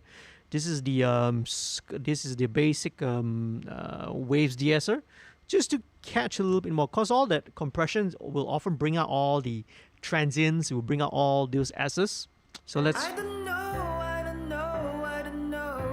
which way to go. Which way to go? All that. So let's just have it just tame it a little bit. I'm afraid of letting go. There we go. Don't you leave. Right, so when it comes to like the don't chew, right, all those kind of transients and the sibilants, right, this de-esser will help to control it a little bit more. All right, okay, let me bring this. This is the pre-post fader, so everything this will be pre-fader. You see, I've got an MV2 here, but most of the time I don't use it lah. It's just there in case I encounter a situation where I need it. But what I have next is Vocal Rider. So this is also part of the creative change. So earlier on you saw Bass Rider. So this is Vocal Rider. Vocal Rider is tuned more to work with vocals, right? With vocal sources. So same concept, right? Set a target frequency, set a range, right, where you want the vocal to live around. So this helps again to sort of even out the vocal, right? Let me bring the range up a little bit, okay, to about 6 dB range that you can work with. And let's just see. Take me with you. If you're gone, I might as well. Let's listen. Let's go with the verse first. Trying to think about it good. So it brings up the verses a little bit. Bad, but it's worse. So you can see how it's working. Inside of me is driving me crazy all the time. Okay, right. So I need to compensate a little bit, right? Just got to survive like everyone. Yeah, just bring it down to about. But this is not the life I want. Yeah, compensate about 1 point. Nothing can satisfy me is peace I'm trying to find. Okay, very interesting. When it gets to the quiet parts, the vocal rider is riding it up. That's not necessarily what I want it to do. So, all right. So again, let's keep that in mind, all right. What if I bypass it? It may not need it, Nothing can satisfy me is peace I'm trying to find. I actually kind of prefer it without. I don't know. Because again, singer-songwriter, the dynamic range, and there's nothing much going on. It's just the piano and the synth. So do I need that vocal to be like smack right up in front? in your face all the time. You like if it's a pop or a rock production. No, I can afford to have that vocal kind of, you know, sweep back and forth a little bit, you know, sit back a little bit, come out a little bit when it's necessary and needed. So I think I don't need the vocal rider. So let's bypass it, okay? Right? So that's it. I don't need the vocal rider. Okay, cool. What else do we want to do over here? Okay, let me show you, right? So part of the creative processing aspect is that we're going to go into effects. So first effect I'm going to go with is the Waves Super Tap. Now, typically, because there's a little bit of room sound baked into this, so, you know, it's okay. It's not too bad. But typically what I do, if it's a vocal that's recorded in a dry vocal booth or a studio, is that I want to inject a little bit of the room. So what I use is this one. This is Wave Super Tap. Okay, Super Tap here is actually a delay, but what I've set it to is that it's a delay with only one single delay delay repeat. Okay, basically that's it. No feedback because I don't want it to be bouncing back and forth. It's just a single repeat, right? So what this does is that it emulates, right, as if the vocal is inside a nice sounding, you know, a nice wood live room kind of a sound, right? So I'll show you what it is. Let's solo this, and I'll bump this up. I'll exaggerate a little bit so that you can hear that. Okay. Oh, I don't know which way to go. You hear that? All right. So this is obviously a bit too exaggerated. I'll just blend it back down so that you can hear. This kind of sits the vocal as if it's inside a nice vocal booth. Okay. I'm afraid of letting go. There we go. Just a little bit of it. Okay. All right. All right. You don't want it to sound really, really obvious. That just helps to give it a bit of the vocal, a little bit of depth. Okay, next thing what I want to do is let's pump in a little bit of a mono delay. Trying to think about it good, and none of the bad, but it's worse. This feeling inside of me is driving me crazy all the time. Now I may not have this, but let me just set this first, okay? Because this is what I would normally do. I may have this a little bit more drier later. Again, we'll see, okay? Set, and don't forget. So this one is set to 8th notes. Let's put a ducking. Let's duck it. The ducking mode here, what it does is that when the vocal is present, it'll duck the delay down, right? And then when the vocal stops, that's where the delay will come back up in level, okay? So let's just do that. In context. And none of the bad, but it's worse. This feeling inside of me is driving me crazy all the time. Okay, very cool. Let's play around with something first, okay? All right. Let's play around with something first. Let's play around with something first. All right. Okay, what I need to do first of all, let me just do a bit of rough automation, because obviously the verse is too loud, right? So let me just bring this down about 3 dB. Trying to think about it good. 4 dB actually. And none of the bad, but it's worse. Okay, so coming into the chorus. Me is peace I'm trying to find. So getting into the chorus. I don't know. 2 dB actually. I don't know which way to go. I'm afraid of letting go. Okay, very cool. So I'm just doing a broad strokes across all the different sections. So let's go into the next verse. So we need to automate this, okay? You told me that things are changing all the time. Okay, so you told me the things. Then when the drums and the whole band kicks in, we need to bump this up. You told me that things are changing all the time. Okay, right. You told me the things just needs to be a little bit earlier. Maybe just 1 dB. 2 dB sounds like a very drastic. It sounds like it's obviously the volume's been turned up. I want it to sound natural. You told me that things are changing all the time, and I got to learn to ease my mind. It's so hard to be the one that has to. Okay, going to last chorus. Brings me back to you. I don't know which way to go. Okay, let's bump it up. I don't know which way to go. I'm afraid of letting go. Okay, I think I feel I need to turn the bass just a tad softer. Half a dB. 1 dB actually. Don't you leave, don't you leave, don't you leave. Take me with you. There we go. If you're gone, I might as well. Back down. Do we need to? If you're gone, Yeah, alright. So when you get to this last line, we need to dip it back down. Back down. if you're gone, I might as well. Alright. Okay. Back to maybe 4 dB, what it originally was at the start of the song. As well. If you're gone, 4.5. might as well. Yeah, alright. Very cool. Okay.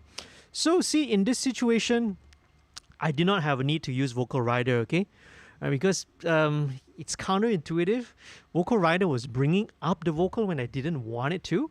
So in this case, it's less is more. Let's not use it. It doesn't necessarily mean that if it's there, that I have to use it. So let's skip that. Just keep it. Just use regular compressors, right? Albeit a few in series, and let's just keep it that way. All right. Okay. Now let's play around with something. Hey, folks, give me a second here. Right. Do you got any questions? Is everything good? We are coming up about an hour and a half into the whole thing, right? Actually, well, 2 hours if you tune in from 2 o'clock. So maybe about an hour more, right? Usually, if you are regular to this, you already know lah, right? Mixed streams are always usually at least 3-hour affair, or some sorts. Although I try to keep it as short as possible. Hey folks, I'm gonna grab a bit of water first, okay? Let me just keep this music playing in the background, okay? Don't go anywhere, okay?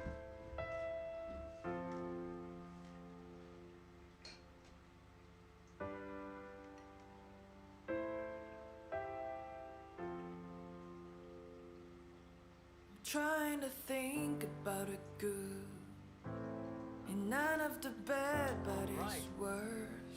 Okay. This feeling Hey Duke, inside of me Duke, you've got a driving me lot of crazy. questions there. Let me turn off the vocal. Let me just look through it. Grab a little bit of water here. So you got lots of questions, and let's see. Okay, that's a lot of comments, man, over there. I appreciate it. Okay. Right. Okay. So here we go.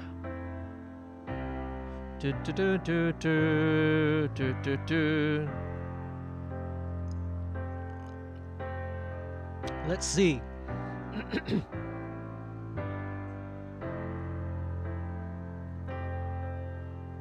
Right.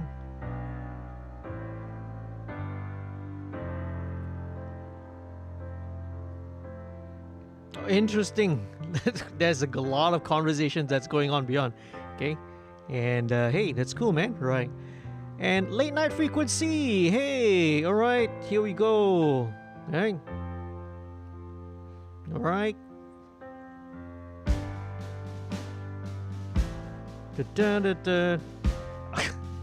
Okay, right. Thanks, man. I do appreciate a lot of these comments and all that. And again, when you are working on everything is kind of doing this in a vacuum. We need to listen to everything in the overall scheme of things before we proceed. And Ali, you said, let's see, you mentioned Sontronics SE2. That's cool.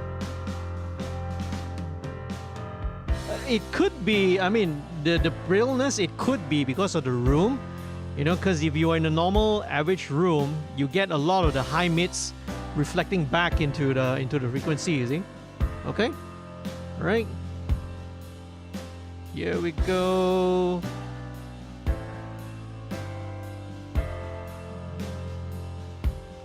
All right, see, here we go. So where are we? Okay, so let's go back to the creative vocal side. Hey, a couple of folks are in there. Late Night Frequency. Hi Moja. Thanks for jumping in, man. Selamat Hari Raya. Hope you're having a good Raya. Okay. Right. So now let's play around with a little bit of vocal effects now. So there's a little bit of that vocal effect already, but here's something that's kind of sort of fashionable, I would say, nowadays, would be a sidechained vocal. So this is what I'm going to do. I'm going to send this permanently. I've sent this to the EMT 140. It's a plate reverb. Okay, it's going to go over here. So, but let's go with this one. My favorite will be a smoky alto. Well, you know, hence the name.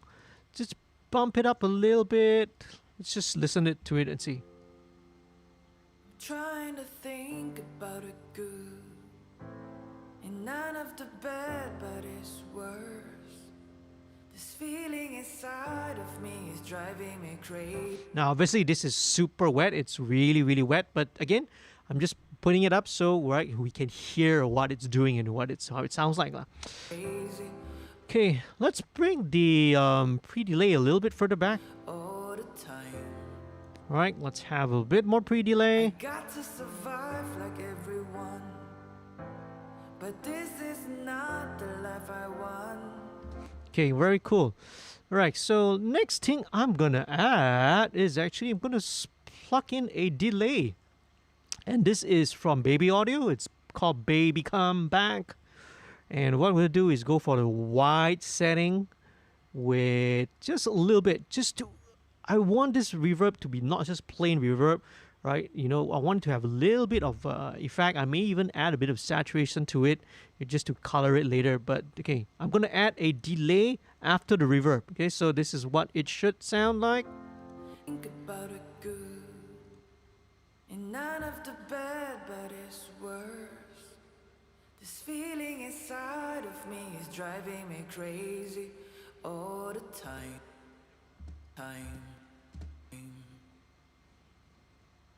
I got to survive like everyone. Let's go with a longer. But this is not the life I want. Nothing. Oh, that's more interesting, yeah. Going for a quarter dotted. I'm trying to find. So yeah, so it makes the reverb a little bit more interesting, okay? But what I really want to do here is I want to activate the sidechain. So I wanted to have this huge, massive reverb, but to have the vocals itself still sound very dry, but have that reverb at the background. So what we're going to do is let's load in a compressor, activate the sidechain, let's turn off the auto makeup, right?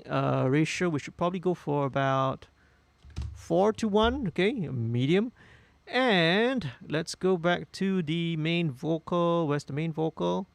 And let's send this to a sidechain, okay? So I got a free aux send here. Send it to sidechain, right?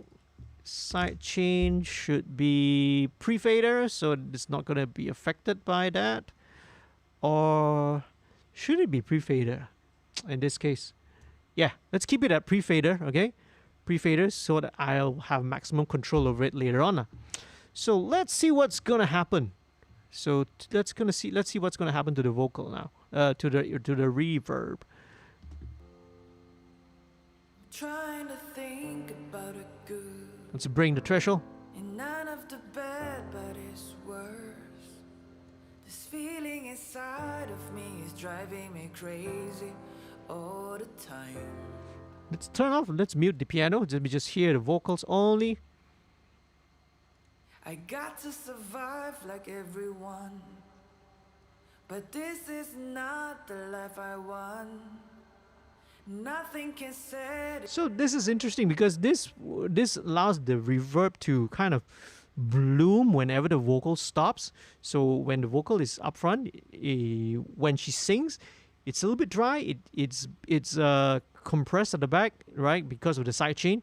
And then when she stops singing, the reverb will kind of mysteriously bloom to the front. So it's quite a popular thing with a lot of current pop and electronic and EDM stuff to have this dry vocal, but still have that massive reverb behind it. So let's experiment and play with this, right?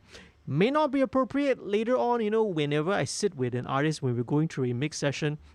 Sometimes the producer or the artist may say that no, we really don't like it. Then okay, there's no harm. We can always take it out, right? This is digital, but let's play around and experiment with it, okay? Now, I recently tried this on a project that I mixed earlier this week for a client. It's for a record label artist. The music was very modernish in EDM style, but somehow the producer wanted a more old school kind of vocal treatment. I went with this kind of a vocal reverb, the sidechain reverb thing, but the producer didn't like it, so no harm. In the end, just take it out. You see, right? We are not married to ideas, as mixers and everything. We always sit down and collaborate and with what your client or what the artist wants. So let's. Trying to think about a good, and none of the bad, but it's worse. This feeling inside of me is driving me crazy all the time. Let's put the delay in front. Let's see how it sounds instead. Things are changing the truth, and to think about a good, and none of the bad, but it's worse. No, let's put it and behind it. It's fine. This feeling inside of me is driving me crazy all the time. Let's increase the reverb time. Let's give it a really long ass tail. Like everyone, but this is not the life I want. Nothing can A bit too much. satisfy me, is peace I'm trying to find. I don't know which way to go. I'm afraid of letting go. Don't you leave. Okay, let's listen in context, okay? Very important. Always listen in context and see how it applies and how it works, okay? Just blend it. Trying to think about a good, and none of the bad, but it's worse. This feeling inside of me is driving me crazy all the time. I got to survive like everyone, but this is not the life I want. Nothing can satisfy me, is peace I'm trying to find. Here we go. I don't know which way to go.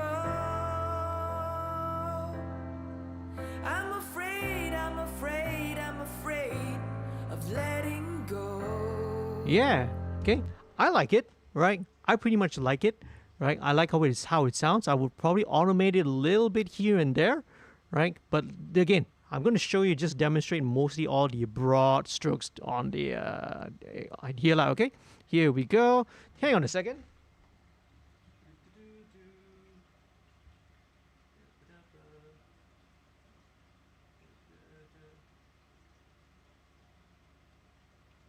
Right, okay. Here we go. Wow, Duke, you got a lot of comments on there, man. Well, cool, right? Really, really appreciate it, right? Nice of you to engage. Think about a good, and none of the bed, but it's worse. Yeah, so it just needs to be a little bit more subtle. Feeling inside of me is driving me crazy all the time. Maybe a little bit darker, slightly darker on the vocal. I got to survive like everyone, but this is not the life I want. Nothing can satisfy me, it's peace I'm trying to find. So we still have that, lush vocal going on behind it, but you still have the main vocal sound relatively dry, you see, which I think is really, really appropriate for this section of this style. Okay, so now what I'll do is let's automate a little bit more effects, okay, just a tad more. So what I like to do going into choruses is, right, in mixing we talk about building dynamics, right? Dynamics comes in many forms. It comes from the songwriting. It comes from even the use of your chords, your rhythmic meter, right? So for example here, right, the meter here is 1, 2, 3, 4. It's one chord to every bar. G, A minor, F. Then when it gets to the chorus, then it becomes 2 chord changes to every bar. So that's a form of building up dynamics just via the rhythmic meter. Things with the dynamics include going into a higher register for the chorus, different types of instruments, and we want to do the same thing as well with some of the effects here. So what I'm going to do is add a stereo delay to the chorus section, so that when you get to the chorus, the vocal just sounds slightly wider, gets a little bit bigger, right, around the sides. Here we go, okay? Okay, let's just kind of automate it. Here we go, let's turn it on. I don't know which way to go. Okay, just a little bit. Okay, now what I'm going to change, let me change this. All right, let's set it to 0 offset. Let's unlink. And I am going to switch this over to a quarter note on the left and a quarter dotted on the right.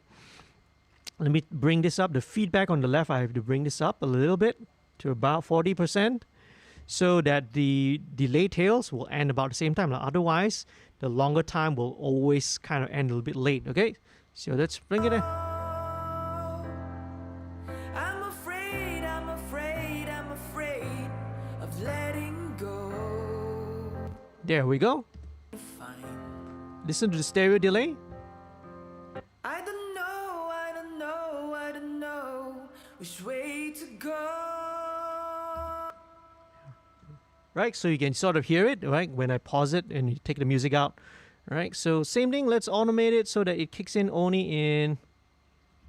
If you cry, I cry too. Everything. And the very last chorus. Brings me back to you. I don't know which way to go. I'm afraid of letting go. Very cool, okay? Very, very cool. Next thing. So that's pretty much the vocal side, all right? So there are some other fine tunes that we need to do, especially all the automation stuff, right? You need to go through it with a fine tooth comb. But as you know, usually I don't show this during mix streams, because if I were to do that, it's going to take a really, really long time, and it's super boring to watch me automate every single syllable and every single vocal one by one, okay? Right? But we'll skip that, because what I'll do is kind of show you guys the broad strokes. So that's pretty much, right? The corrective and the creative side of the EQ. On some projects, I will do what I call the vocal thickening trick. But again, in a more of a singer-songwriter context here, I feel that it's not really necessary.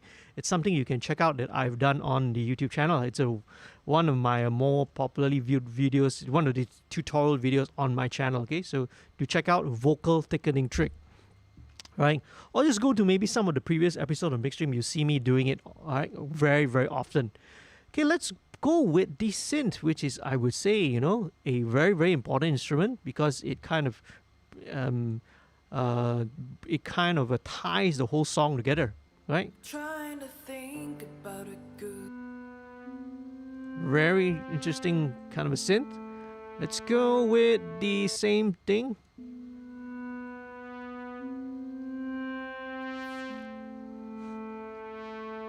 Let's saturate it a little bit.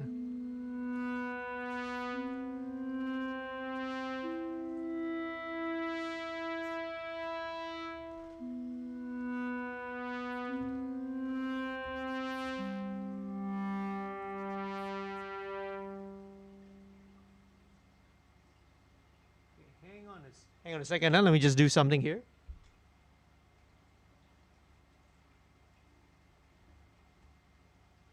All right, here we go.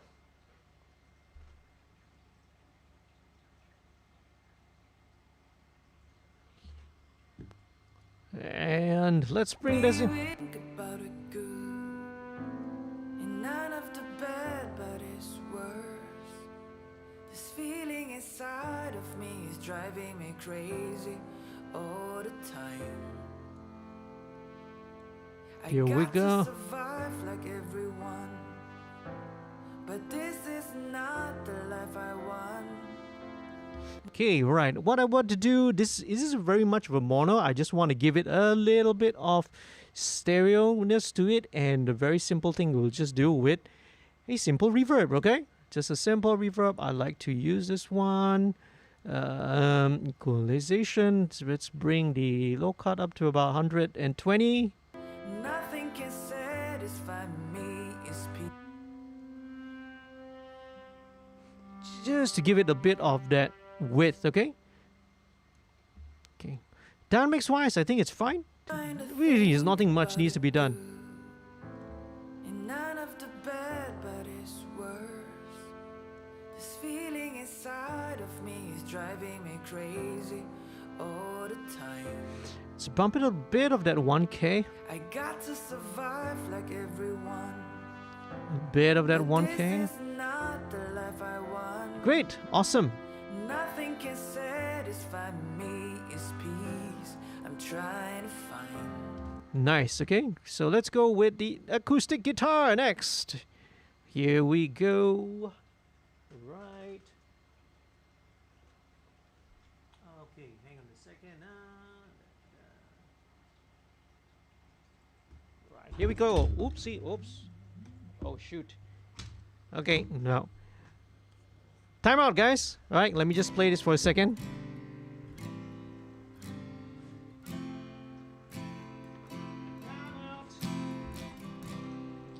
A little bit of a water spill here on the table. I'll be back in a second.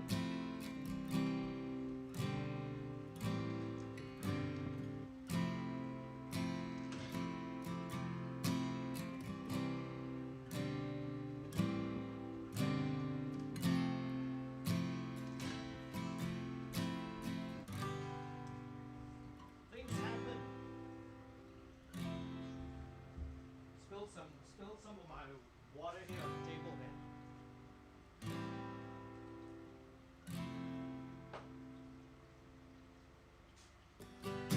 Whoa! Disaster averted. Near disaster averted, I should say.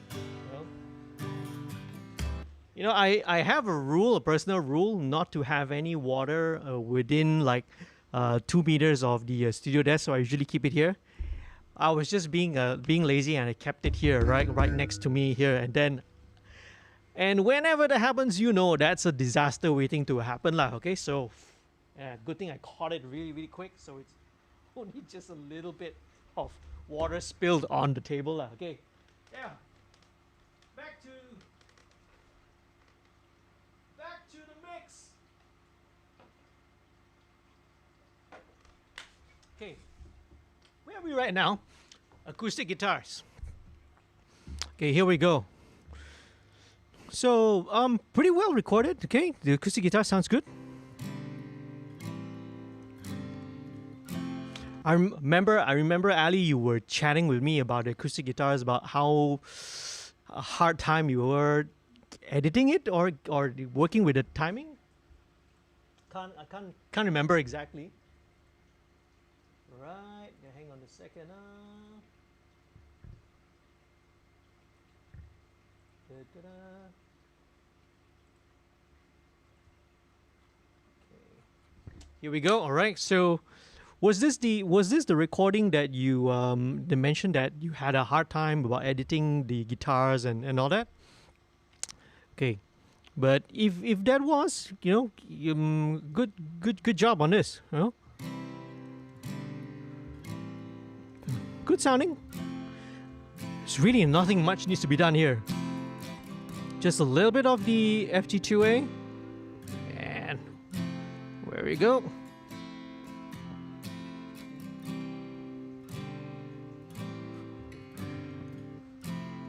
Nice, even, very even. Just a bit of EQ, just get a bit of the honking. Alright, that's typical of acoustic guitars now, right? A little bit of that nasally mid-range honkiness there. Oops. Okay.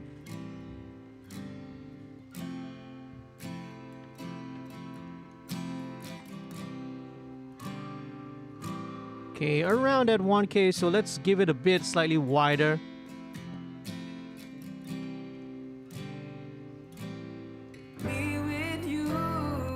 And again, nothing much needs to be done. Let's just blend it in. I don't know which way to go. I'm afraid of letting go. Don't you leave, Just a little bit of reverb. I would usually send it to the same reverb as vocal, but maybe not because the vocal has a very distinct reverb of its own. I'll just use the reverence here, which I've already loaded up with the. This is pretty much the default preset on this, but this really works great. This just gives you automatically an LA studio kind of. At the studio, as the name implies, okay. It's probably the impulse response taken from some studio, but it sounds really good. Just to give it a bit of that space. There we go. if you're gone, I might as well. Things are changing all the time. And Alright, okay, so here we go. So let's check the automation again.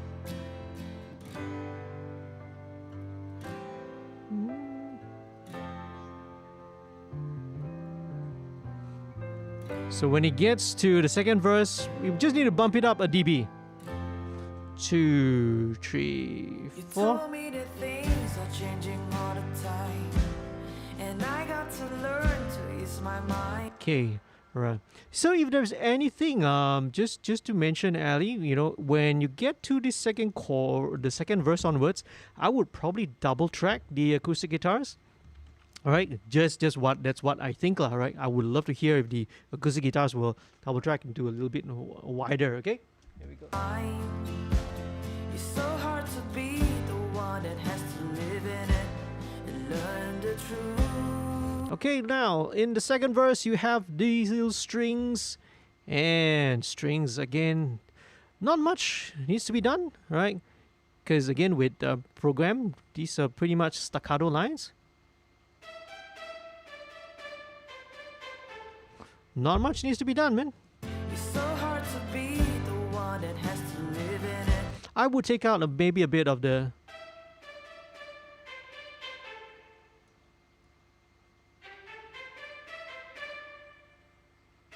A bit of the 2K. Yeah, just a little bit of 2K. Everything changing all the time, and I got to learn to ease my mind. It's so hard to be the one that has to live in it and learn the truth. If you fall, I fall too. All right. If you cry, I Okay. everything that And we are almost there. So we've now got the horns. Let's just check out the horns. You got a trombone section, and you got a horn, which is like French horns. Let's check out the trombone. Okay, right. Okay, right. Let's plug this in. Let's clean this up. Okay, because again, if I bump this virtual drive up, you can hear the distortion. Overdriven. Which again, if you're going for something industrial, experimental, then yes, maybe. Okay? Alright. One cool thing about, again, orchestral sounds is that you usually don't need to mess around too much with it, because that's pretty much, you want to maintain the natural sound of how, you know, how the instrument sounds like. Don't mess around too much with it, okay? no, I don't know. I'll probably just take out some of the bottom end.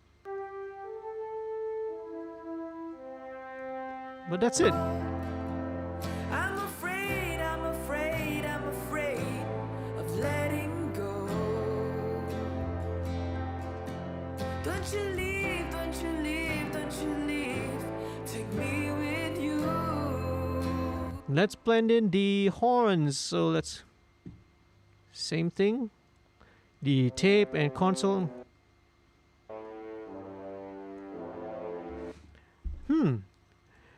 The curious thing actually, Ali, this actually sounds like trombones. Because trombones usually have that bright brrrr texture to it.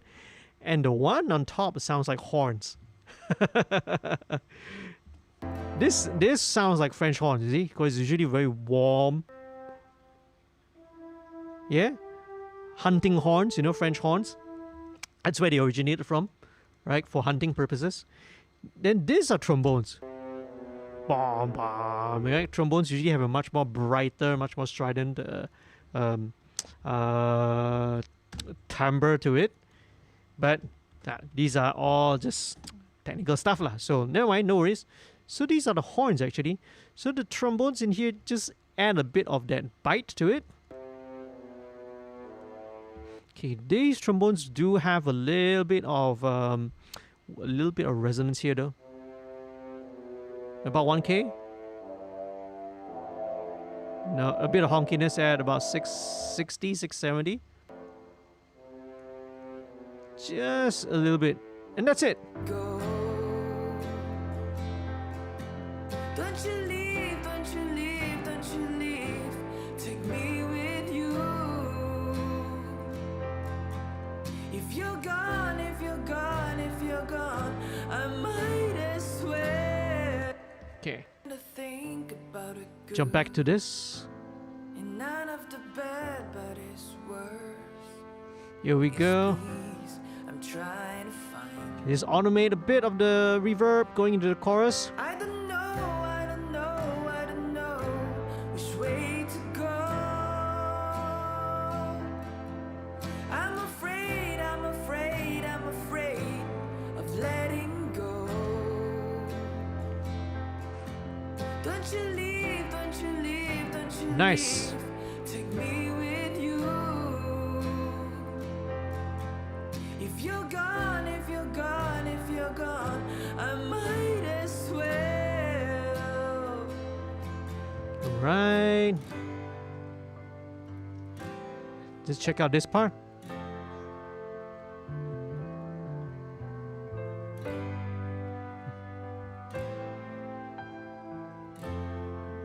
Nice, okay? Right. You told me that things are changing all the time, and I got to learn to ease my mind. Alright, so now I think so instincts were correct.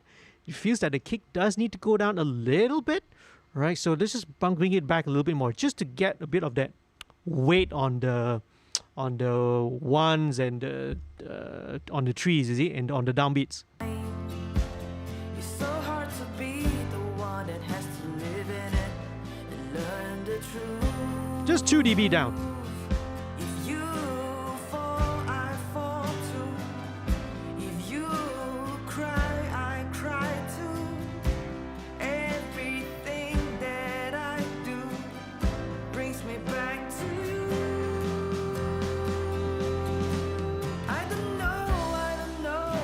Right, so here, right, the horns, right, need to be automated. So we just bring it up a little bit. 1 dB, maybe. I don't know, I don't know, I don't know which way to go. Yeah, just 1 dB is enough, okay? Here we go. Right.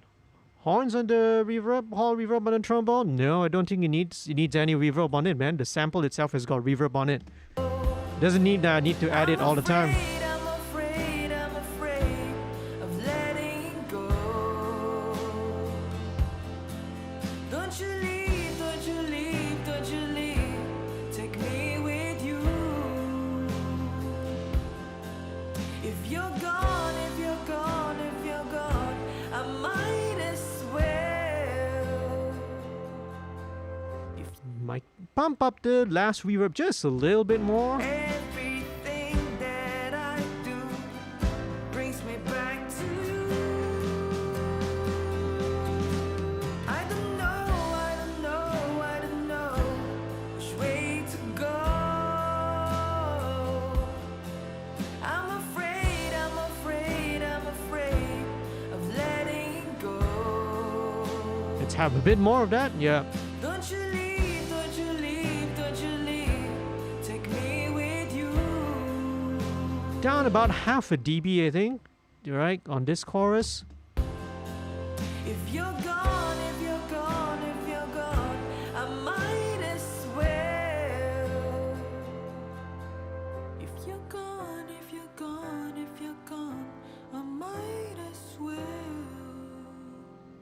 Nice.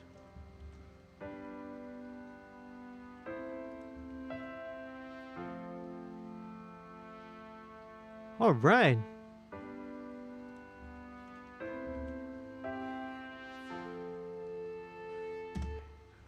And I would say that we're pretty much there already. You know, this would be pretty much, I would say, 90% of the way there. You know, really what I would consider a first draft in the mix. Very often what I do is when it gets to this stage, you know, we'll take a little bit of, I would personally take a little bit of an ear break, you know, take a bit of time away from it and either come back to it a couple of hours later, or sometimes if I can afford it, right?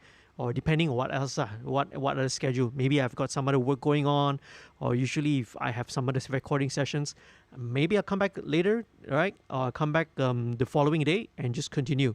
So there are a lot of other things that we'll be working on, especially such as the fine tuning of the vocals on the automation of the vocals, right? Again, as I mentioned early on, these are just the broad strokes. A lot of fine tuning stuff, right? And the finer stuff is not something that I'm going to be showing up, because if I were to do that, this would take way too long, okay, to live stream, and by the time, right, you guys will be super bored. I just ran through all of the basic stuff that I was going through just to showcase and to show you what I was working on, okay?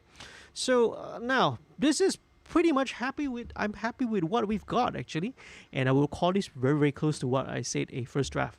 So there's nothing huge amount of stuff that needs to be done in terms of, you know, it's not like some of the other tracks in production where we got like 50, 60, 100 tracks of guitars and layers. So working on demos like this is usually takes much easier and much faster time. So yeah, pretty much that's all that we've got, right? And you know, I've got so many comments and questions here in the live chat, so I would go and check it out, right? Later on. Now, I do apologize, I might have missed it because when I'm focusing on the mix, I can't be reading the chat section, but I'll go through it, right, in case if I missed out anything important. If you have like very specific questions, right, what I'll do, sometimes if you have questions, I'll take it and then I'll address it on my weekly update Wednesday videos, which I put out on every Thursday.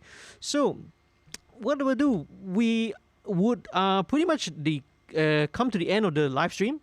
What we're gonna do is, before we take a listen to the entire song one more time, okay, is just want to recap, okay? If you guys want to, if you haven't done so, please do become a subscriber to the channel. If you haven't, right, click on the subscribe button and then click on the notification bell. Now, if you're watching this later on a replay as well, okay, I would really appreciate it. Really help with the YouTube channel. Do leave a like, do share this with your friends, and once again, if you want to help to support the channel financially and you want to help to, support the artists, right? What you do is you sign up, right, with Patreon, right? Become a Patreon subscriber. What happens is that 50% of revenue is going to go to the featured artists, another 50% will go towards the creation of more content such as this, right? The other videos that I have on the channel, the tutorial videos, and lots of other stuff out there for you. There are other special perks and benefits as well, so do go and check it out, okay? It's at www.patreon.com/studio2105, right? Remember, do drop me a message or indicate you with the code and the phrase MixStream26 so that I know that your subscription is targeted towards, right? You want to help to support Ali, okay? Hopefully we can get enough revenue out of this so that we can hire some musicians, right? We can hire the real drummer. We get a bassist and book some studio time for us to turn this demo, right? This is a awesome work by Ali, okay? Right, she recorded, she arranged everything by herself at home, and this goes to show if you are doing this, if you are home record this, you are a home producer, whether you are doing this as a full-time career, whether you're doing this as a hobby, right? This is definitely possible. Using just basic stock stuff, nothing super expensive, right? In terms of the music arrangement, of course, when I'm mixing, I'm of course using a lot of third-party plugins, lah. Okay, so that's a different question altogether. Hopefully, who knows, right? We can raise up enough money. Let's turn this demo into full-on production. Let's get Ali into the studio to record her vocals. Let's do backing vocals or whatsoever stuff, and then we'll go crazy, and then hopefully, right, we can come up with the full production and do another episode or MixStream where I would feature the whole complete song. Okay, so let's listen to the track. This is Ali Liu's demo, right? Titled Might As Well. 100% done by her, recorded right at home. So again, a great, amazing effort. So in the meantime, right, stay safe. Hope that wherever you're watching from or wherever you are, right, take care of your health, take care of your personal hygiene, right, your social distancing and all that. If you haven't registered for a vaccine, Malaysians, if you haven't registered for a vaccine, go and register for your vaccine, okay? All right, so let's listen to this, right? This would be what I will call the first draft mix of the song, okay? Sit back and enjoy. I'll go and look through all the chats and see if I missed out anything from you guys, okay? Really appreciate it. Here we go.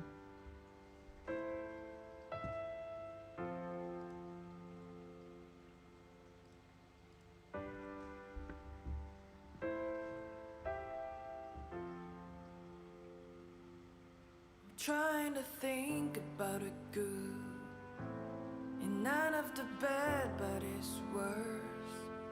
This feeling inside of me is driving me crazy all the time. I got to survive like everyone, but this is not the life I want. Nothing can satisfy me, it's peace I'm trying to find. I don't know which way to go.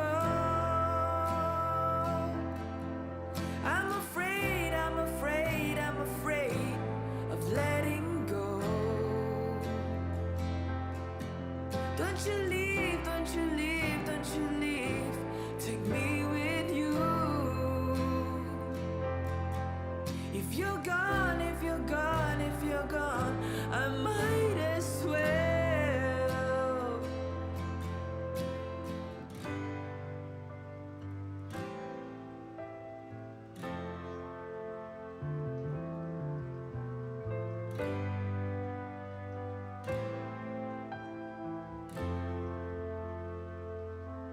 You told me that things are changing all the time, and I got to learn to ease my mind.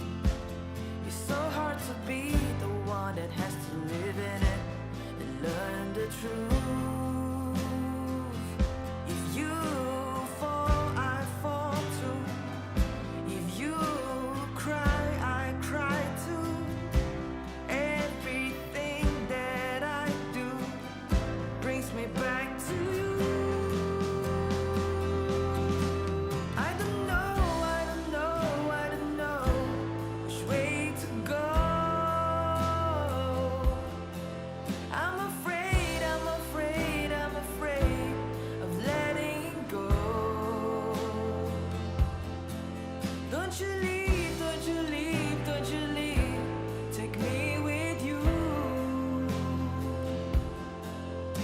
you're gone, if you're gone, if you're gone, I might as well. If you're gone, if you're gone, if you're gone, I might as well. All right, thank you. Right, awesome work. Okay, all right, okay, awesome work. Thanks to Ali. Okay, right. Thank you very much for allowing me to sort of feature the song. Right, so do check it out. Check her stuff out. Right, all of her info is down in the description below. Till next time, I hope to see you again in another video real soon. Right, happy recording and mixing. Okay, all right. Peace, love, and music, and out.